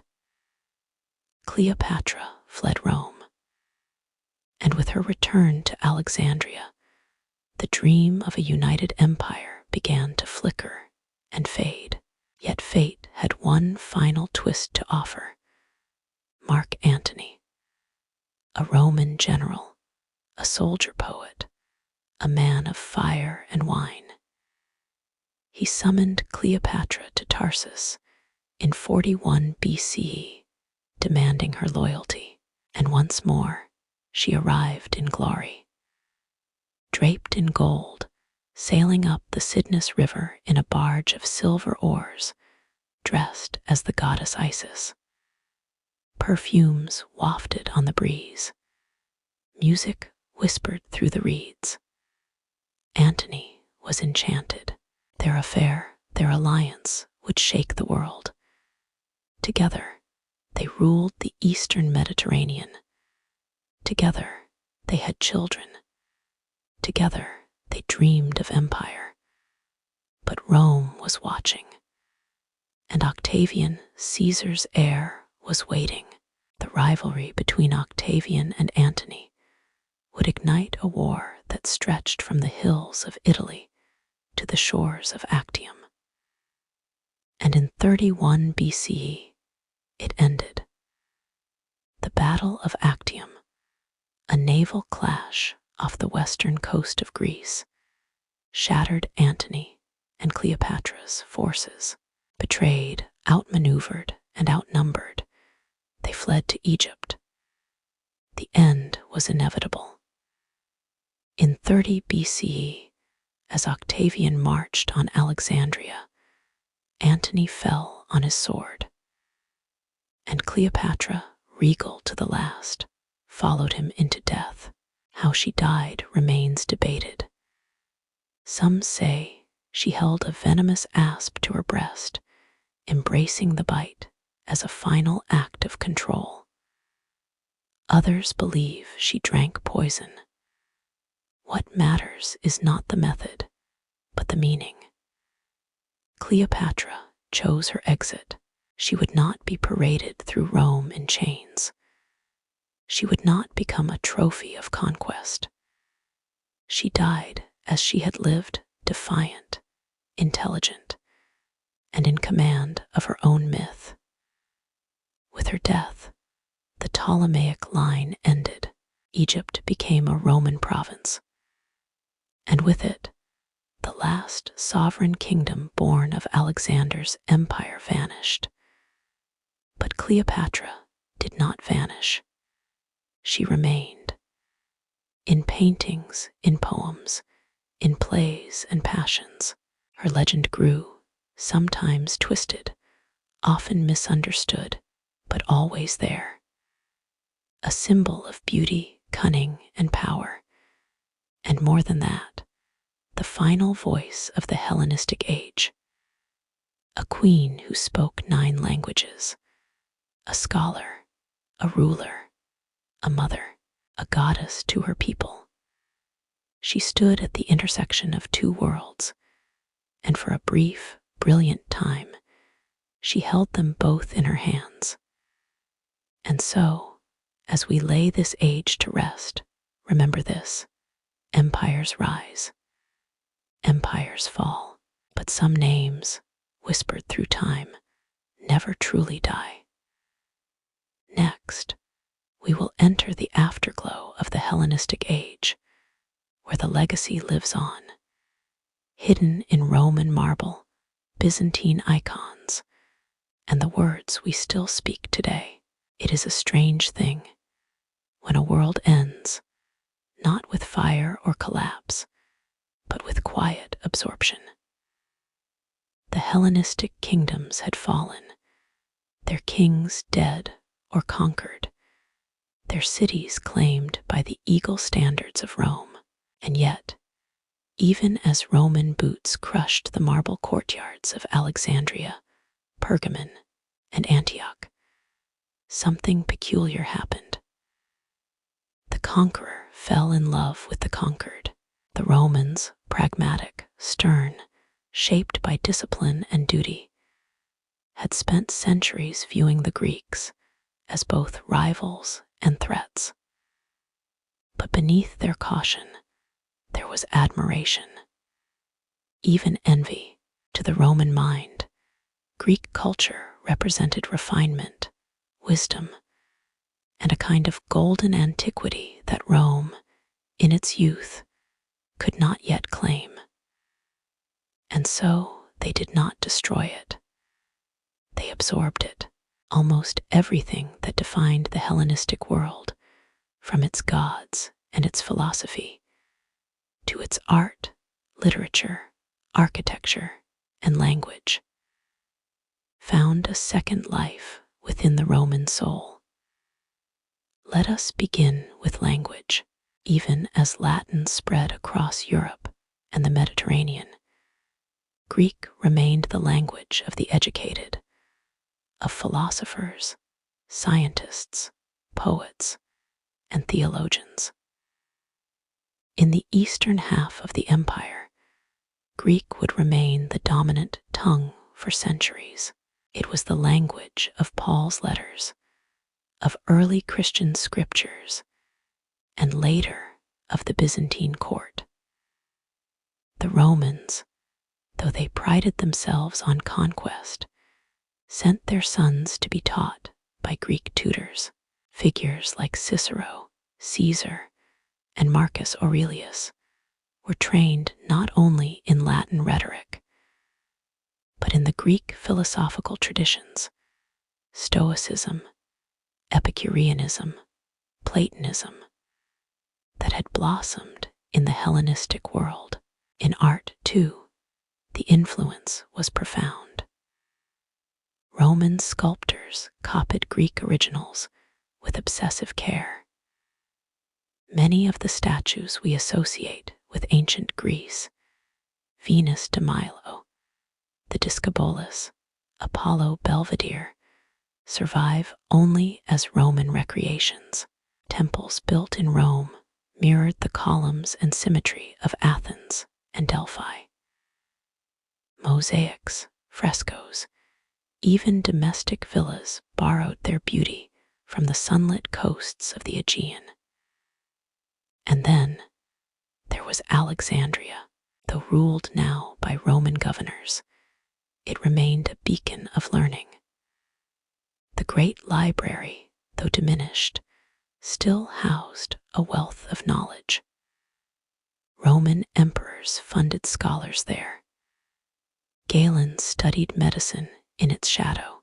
Even Julius Caesar, despite allegedly starting a fire that damaged its holdings, had once dreamed of preserving it. But perhaps the deepest legacy lay in something less visible, a change in how people saw the world. The Hellenistic age had planted a seed of cosmopolitanism, a belief that a person could belong not just to a city or a tribe, but to a broader, connected world. Alexander had once married a Persian princess and encouraged his generals to do the same. Hellenistic kings had ruled over multi-ethnic populations, balancing the traditions of East and West. Their kingdoms, while flawed, had shown that cultures could blend, that identity could be layered, not singular. Rome, in its expansion, adopted this same pattern. A citizen of Rome might be Greek by language, Egyptian by birth, and Anatolian by faith, and this complexity became a strength. Trade flowed freely through the old Hellenistic ports. Ideas, philosophical, medical, religious, moved with merchants and missionaries. The Stoic concept of a universal brotherhood of man found fertile ground in Roman hearts. So too did the Pythagorean harmony of the cosmos and the Hippocratic ethic of healing. Even in religion, the echoes endured. The Roman gods absorbed their Greek counterparts. Zeus became Jupiter, Hera turned to Juno, Ares to Mars, but their stories, their temples, their symbols remained largely unchanged. New cults flourished as well: Isis from Egypt, Mithras from Persia, Serapis from Alexandria. All became part of Rome's vast spiritual marketplace. It was a world, at once Roman in name and Hellenistic in soul, and nowhere is this blending clearer than in one man, Emperor Hadrian. A Spaniard by birth, a Roman by law, and a Greek by heart, Hadrian ruled in the 2nd century CE with a passion for Hellenic culture. He rebuilt Athens. He worshipped the Greek gods. He walked the streets of Alexandria and admired the ruins of Troy. He styled his beard, once rare among Romans, after Greek philosophers. He even had coins minted with Greek inscriptions. Hadrian's reign was, in many ways, a mirror of the old dream, a union of might and mind, sword and scroll. But all dreams age, and all golden ages pass. By the 3rd century CE, the Roman world itself began to fracture. Barbarians pressed the borders. Plagues swept the cities. The library of Alexandria burned again. Civil wars tore the empire's heart. And yet, even in that chaos, the legacy of the Hellenistic world endured. It lived on in the Byzantine Empire, where emperors in Constantinople spoke Greek, studied Plato, and ruled with a sense of divine order born from Alexander's shadow. It lived in the Islamic Golden Age, where Arab scholars translated and preserved the works of Euclid, Galen, and Ptolemy. It lived in the Renaissance, when European minds rediscovered ancient texts and marveled at the harmony of Greek architecture, the precision of Hellenistic astronomy, the grace of its art, and in truth, it lives still. When we speak of democracy, of philosophy, of ethics and medicine, when we marvel at columns and amphitheaters, when we ponder the stars or debate the nature of love, we walk in paths first paved in the Hellenistic twilight. That twilight, though dimmed, never went dark. It became a dusk that glows ever softly. So tonight, as you lie in the hush of your own world, perhaps lit by a quiet lamp or the silver of the moon, remember that somewhere in you, and in all of us, a part of the Hellenistic dream remains, not just marble and myth, but curiosity, wonder, the urge to learn, to connect, to to gaze beyond your own horizon. In the next chapter, we'll follow the torch as it passes into yet another great journey, the shaping of early Christianity and the survival of Hellenistic thought through new ages. But for now, rest here among the echoes. The world stood between eras, one foot in myth, the other in eternity. From the ruins of marble cities and forgotten shrines, from the scroll-filled halls of Alexandria and the bustling streets of Antioch, something new began to rise, not an empire of land or steel, but of spirit. And yet, it did not rise from nothing. The soil in which Christianity was born had already been plowed by philosophers and poets, by empires and kings, by the very Hellenistic age that now slept beneath Roman boots. This is the story of how one world gave birth to another. Let us begin in Alexandria.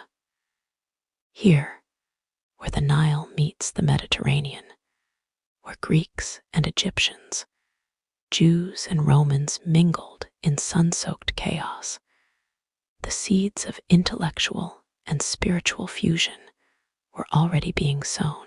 By the 1st century CE, Alexandria was home to one of the largest Jewish communities in the world. But it was not a community isolated in its tradition. No, it was deeply immersed in Greek language and Hellenistic culture. They spoke Greek. They thought in Greek. They read the scriptures not in Hebrew, but in a Greek translation known as the Septuagint, a version of the Hebrew Bible rendered in the language of Homer and Plato. It was a turning point. For the first time, the profound spiritual heritage of the Jewish people, their monotheism, their ethical laws, their prophecies, was accessible to the Hellenistic mind. And with it came something remarkable. Philosophers began to ponder the nature of a single, all-powerful God, not in the way of Zeus or Dionysus, but as a divine force that existed beyond form, beyond time, beyond the visible. This blending gave rise to Philo of Alexandria, a Jewish philosopher who used Platonic ideas to explain the Torah, merging Greek reason with Hebrew revelation. He spoke of the Logos, the divine word, the intermediary between God and the world. You may recognize that word. It would appear decades later in the opening of the Gospel of John. In the beginning was the Word, and the Word was with God, and the Word was God. This is no coincidence. The earliest Christians lived in a Hellenized world. Paul of Tarsus, one of Christianity's first great voices, wrote his epistles in Greek. He debated Stoics in the marketplaces of Athens, walked Roman roads, and quoted Greek poets to make his case. The New Testament, every word of it, was written in Greek. The concepts of logos, reason, word, agape, love, psyche, soul, and even ecclesia, church, were not just religious terms. They were deeply Hellenistic. And so, Christianity did not emerge as a sudden, alien spark. It was a fire kindled in familiar coals. Consider the Stoics. They taught of a divine order, of virtue over pleasure, of endurance in suffering, and the brotherhood of all people. They believed in a rational cosmos, governed by logos, and in the dignity of the soul. These ideas would resonate in the Beatitudes, in Paul's letters, in the lives of the martyrs who suffered not for conquest, but for faith. Or take the Epicureans. Though often misunderstood, they believed in the absence of fear, especially fear of death. They sought peace through understanding the natural world, and this, too, found echoes in Christian thought, in the idea that faith casts out fear, that truth liberates. The Hellenistic philosophical schools, Plato's Academy, Aristotle's Lyceum, Zeno's Stoa, had laid down a spiritual grammar. And Christianity, like a new melody played on an old lyre, used those forms to express something wholly new. But this was not mere imitation. Christianity carried a revolutionary message. In a world of gods shaped like men, it proclaimed a God who became man, not in triumph, but in suffering. In a world that worshipped beauty, it exalted humility. In a world of power and empire, it whispered of mercy, forgiveness, and resurrection. And yet, without the intellectual bridges of the Hellenistic age, this message might have never reached beyond a few desert provinces. It was the Greek language, the Hellenistic roads, the curiosity of a spiritually hungry world that allowed Christianity to spread, not just as a religion, but as a complete worldview.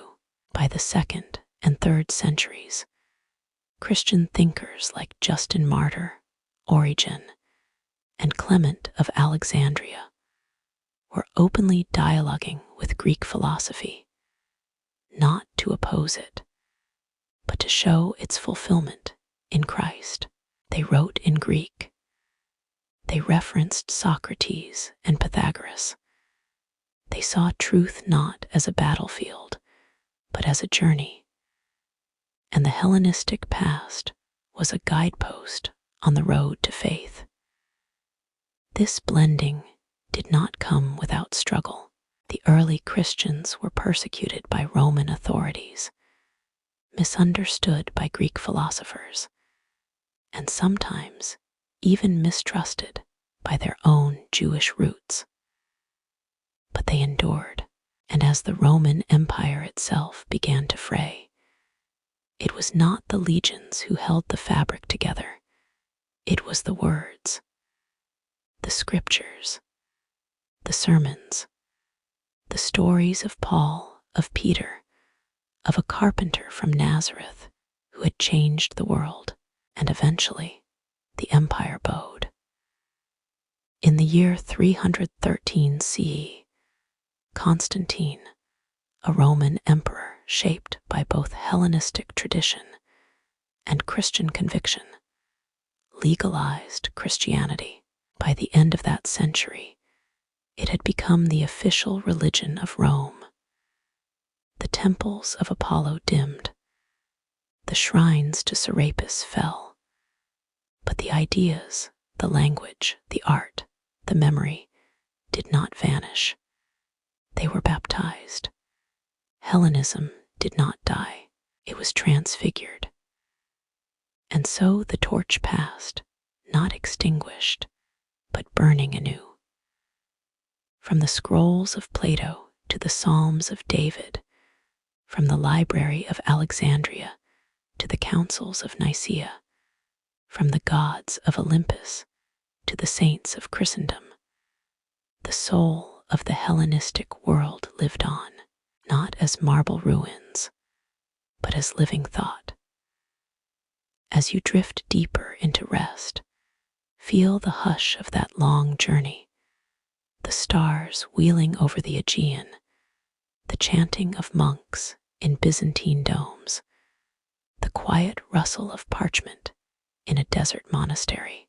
These are echoes, yes, but echoes of something still alive, Next, we shall walk among those who preserved this legacy: scholars, scribes, monks, and emperors. As the ancient world passed into the Middle Ages, imagine, if you will, a city of gold domes and marble streets, a city poised between two continents, where the sun rises over Asia and sets into Europe. A place of incense and mosaics, of chanting in vaulted halls, of scrolls penned by candlelight. This was Constantinople, the second Rome, the queen of cities, the jewel of the Bosporus. But more than just a capital, it was something else. It was the torchbearer of the Hellenistic soul. When the Western Roman Empire fell in 476 CE, crumbling beneath the weight of invasions, corruption, and decay, many feared that the light of the ancient world had gone out, but in truth, it had only shifted eastward, where it continued to burn with quiet brilliance for another 1,000 years. The Byzantine Empire, as we call it now, though its people still proudly called themselves Romans, was the direct heir to the Hellenistic and Roman legacies. Its emperors spoke Greek. Its scholars studied Plato and Aristotle. Its churches rose where temples once stood. But make no mistake, Byzantium was not merely a mirror of the past. It was a living fusion. A world where ancient knowledge, Christian faith, imperial power, and Eastern mysticism flowed together like the currents beneath the city's sea walls. Let us walk its streets in the great square. You might hear public debates in the tradition of the old Athenian agora. But step into Hagia Sophia, the Church of Holy Wisdom, and you'll find yourself bathed in a golden light that feels less like architecture and more like heaven itself carved into stone. That church was commissioned by Emperor Justinian in the 6th century, a man who saw himself not just as a ruler, but as the steward of a sacred legacy.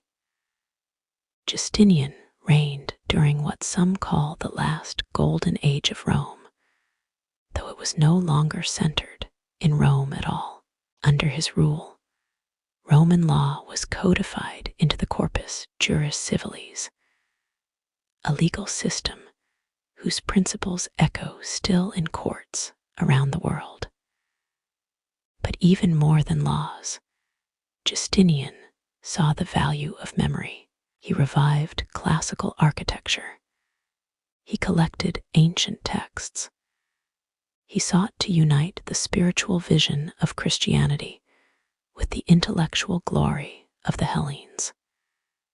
His reign wasn't without struggle. Plagues swept the empire. Wars drained its coffers. Yet through it all, Byzantium held firm. Its people preserved what the West had lost in monasteries tucked in the mountains of Cappadocia and libraries nestled beneath the domes of palaces. Monks and scholars copied ancient manuscripts by hand, preserving the works of Homer, Herodotus, Sophocles, Plato, and Galen. Many of these texts would have vanished forever had they not been safeguarded here in the East. And their script, their language, remained Greek. It is a detail often overlooked, but it matters, for while Latin faded into the liturgical chant of the Western Church, Greek remained alive, evolving, yes, but still breathing the syntax and soul of the Hellenistic world. This allowed for continuity, not just of words, but of thought. In Byzantine schools, young minds studied the same mathematics taught in Alexandria. Physicians consulted Galen and Hippocrates. Astronomers still charted the stars with Ptolemaic precision. Even theologians like the great Gregory of Nazianzus and Maximus, the Confessor, built their spiritual philosophies atop Platonic and Aristotelian frameworks, merging ancient reason with Christian revelation. There was something deeply human about Byzantium's role in history, not to invent everything anew, but to be a bridge, a preserver, a keeper of flame in a darkening age. And it was not always peaceful. Byzantium stood at the crossroads of invasions, from Persians, Arabs, Slavs, and eventually the Turks. Its history is one of sieges and splendor, of cathedrals rising beside smoking ruins. But even in moments of great peril, it held fast to its sacred duty, to protect the memory of the ancient world. By the 9th century, after centuries of iconoclastic conflict, the empire experienced a kind of intellectual rebirth, a renaissance before the Renaissance. Patriarchs and emperors refounded libraries. Scholars debated Aristotle with fervor. Poets invoked Homer's rhythms. Historians like Michael Sellos not only wrote of emperors, but of stars, ethics, and the soul, in a style that would not have felt out of place in ancient Athens.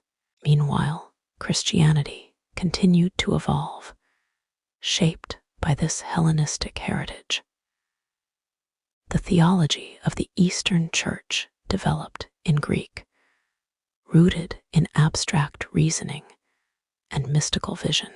The concept of theoses, becoming one with God, drew heavily from Platonic ideals of transcendent beauty and form. The iconography that adorned Byzantine churches was itself a visual theology, where every brushstroke whispered of eternity.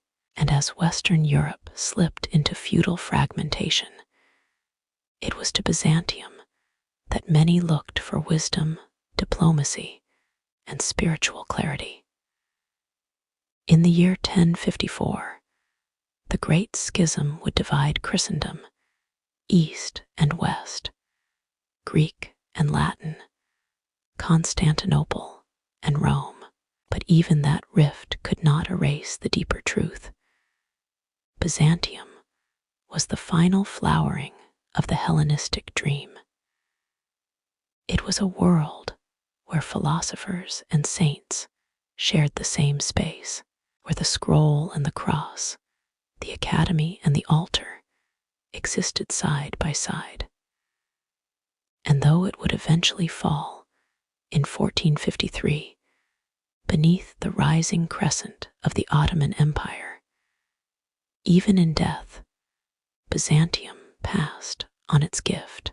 Its scholars fled westward, carrying manuscripts under their arms and wisdom in their hearts.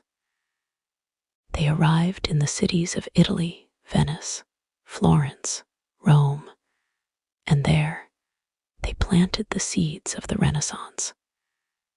Greek was taught again. Plato was read anew. The art, the science, the philosophy of the ancient world awakened once more. And so, as one world faded, another began to stir. As you rest now, perhaps feeling the gentle weight of sleep upon your eyes, remember this: the Hellenistic world did not vanish. It journeyed through Byzantium, through flame and faith, through ink and whisper, across the centuries, until it reached you.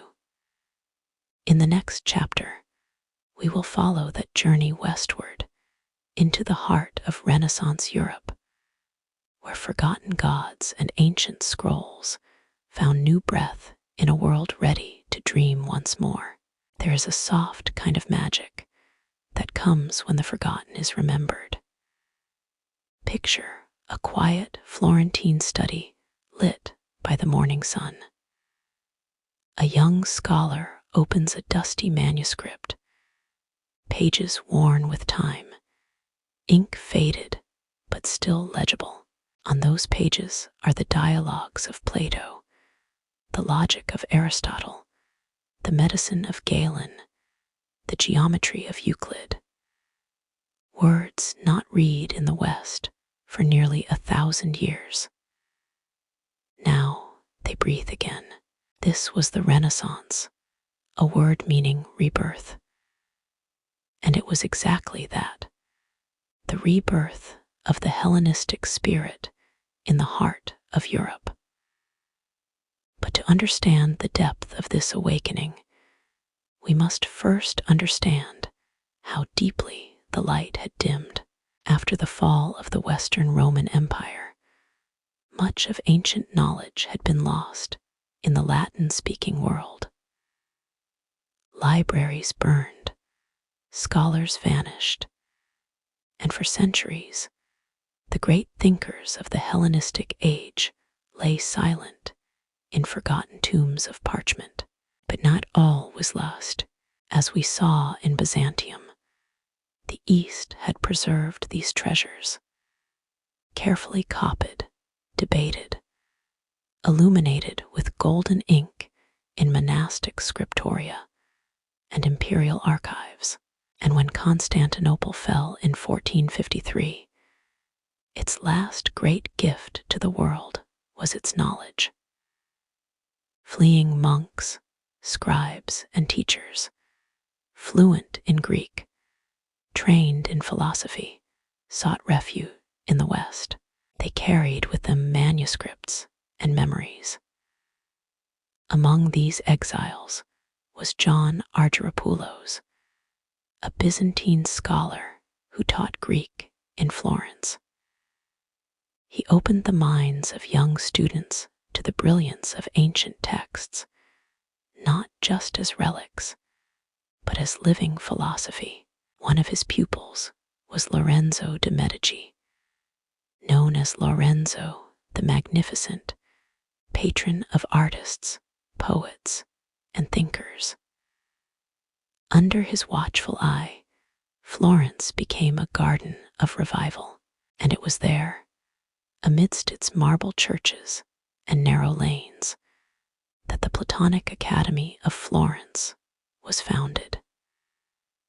Led by Marsilio Ficino, the Academy translated and interpreted the complete works of Plato for the first time in over 1,000 years. But this was more than translation. Ficino believed in Plato's vision, in a cosmos infused with harmony, in beauty as a path to the divine, in love as a bridge between soul and spirit. He did not see Greek thought as dangerous or pagan, but as a precursor to Christian truth, echoing the synthesis once born in Alexandria, refined in Byzantium. The Renaissance, then, was not just a rediscovery of knowledge. It was a spiritual reawakening. In cities like Florence, Venice, and Rome, artists painted gods and saints with the grace of Apollo and the pathos of Orpheus.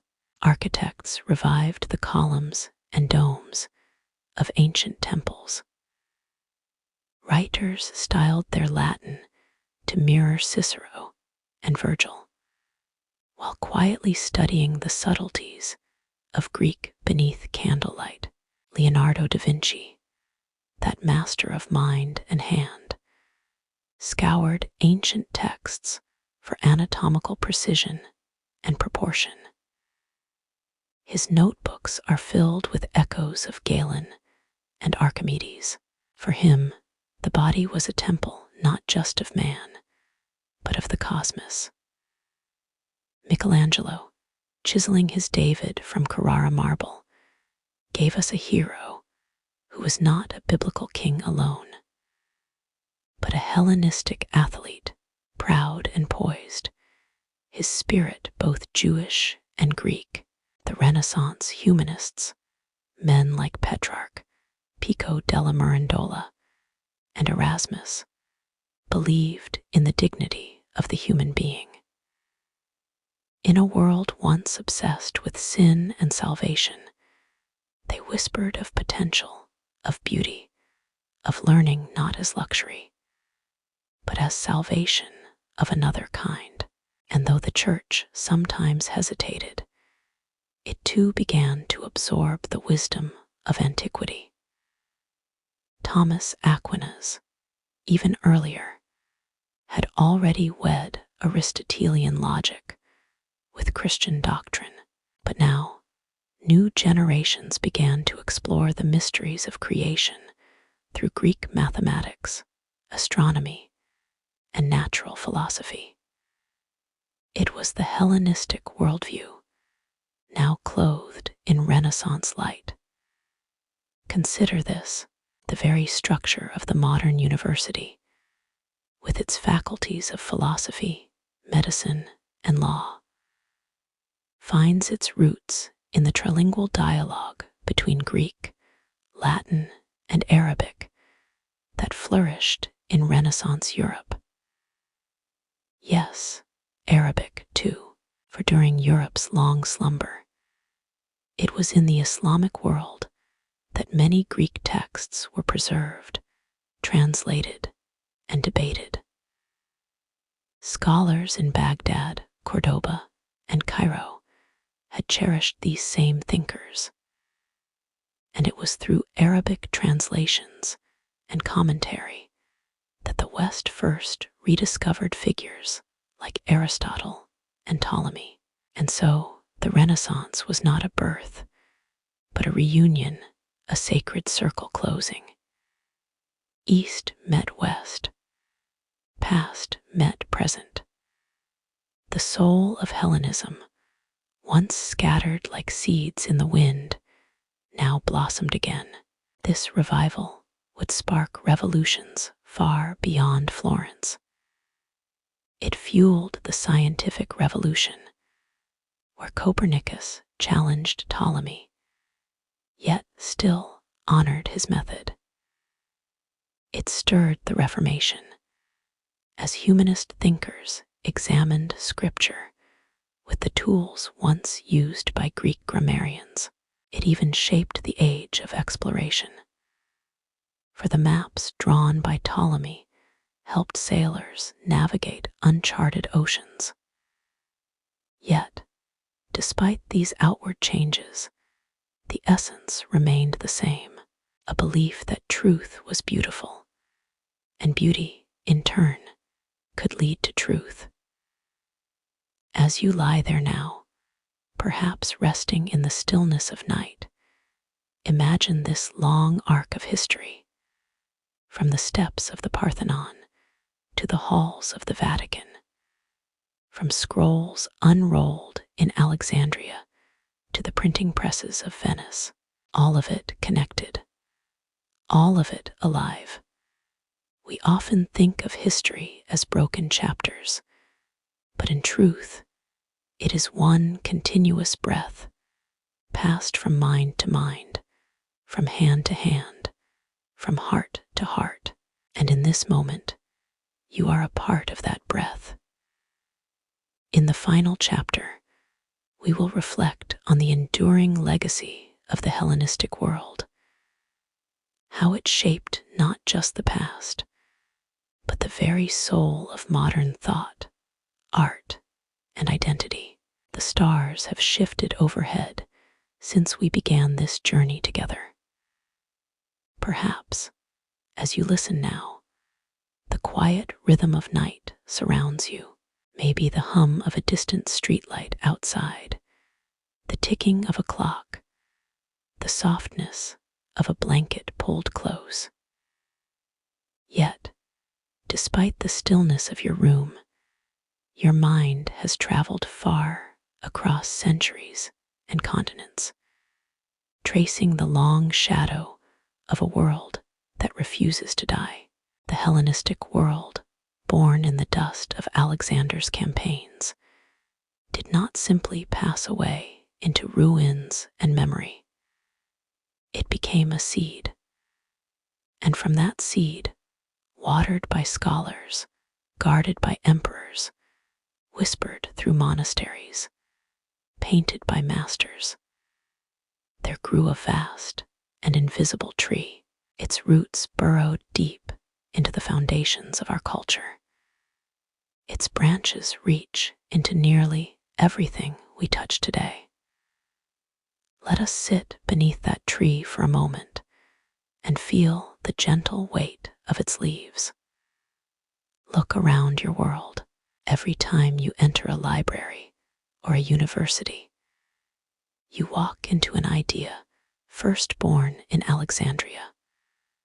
Where Ptolemy, I dreamed of collecting all knowledge under one roof. When you speak of ethics or democracy, when you debate justice, freedom, love, or reason, you are echoing the dialogues that once stirred the air of the Athenian agora and the lecture halls of Rhodes. When a doctor treats you, they stand on the shoulders of Hippocrates, who said medicine should be guided not by superstition, but by observation. When you gaze at the night sky and imagine the cosmos ordered, immense, and governed by invisible laws, you see through the same lens as Aristarchus, Ptolemy, and Hipparchus. Even your very language is touched by Greek. Philosophy, democracy, cosmos, logic, ethics, theater, history, all Greek, not merely words, but concepts, entire ways of seeing the world. And perhaps, more subtly still, you carry within you the very spirit of syncretism, that quiet genius of the Hellenistic age that sought not to replace one culture with another, but to combine, to blend, to learn and evolve.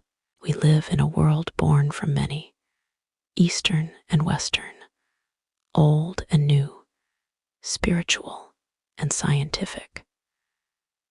The Hellenistic legacy taught us how to hold contradictions with grace. It showed us that faith and reason can walk hand in hand, that poetry and mathematics need not be strangers, that the mysteries of the universe and the mysteries of the human heart are not so different after all. And while empires have risen and fallen, while kings have been forgotten and cities swallowed by time, the ideas of that ancient world have remained. They endure not on stone, but in us. You, listening now in the hush of evening, are a vessel of that light. It lives in the questions you ask, in the books you cherish, in the stories you tell and the truths you seek. For just as Alexander crossed deserts to spread Hellenic thought, and just as Hypatia taught geometry beneath flickering oil lamps, and just as Byzantine monks copied ancient pages by hand, so too do you carry the flame. It's in every curious thought you have. Every time you wonder how the world works, or why we dream, or what came before us, you are part of a chain stretching back over 2,000 years. And isn't that a beautiful thing? We are never alone in our wonder. We share it with those who came before, with astronomers peering through bronze lenses, philosophers scribbling in the margins of scrolls, poets reciting verses by firelight. To be human is to remember, and in remembering, to pass something forward. So as you drift now, as sleep begins to soften the edges of your thoughts, I invite you to rest in the quiet pride of knowing you are not at the end of this story. You are part of its living chapter. And though the names and empires change, though the monuments may crumble, the ideas endure. The Hellenistic world lives on, not just in museums and manuscripts, but in our very breath, our hopes, our language, our dreams. Its flame did not go out. It became the firelight we live by. So close your eyes now, traveler of time. Let the roads of Alexandria and Antioch, of Athens and Pergamon, fade gently into the horizon of your mind. Let the voices of Aristotle and Epicurus fall into hush. The story is not over, but for tonight we rest. Good night, and may your dreams carry you gently through the golden echoes of history.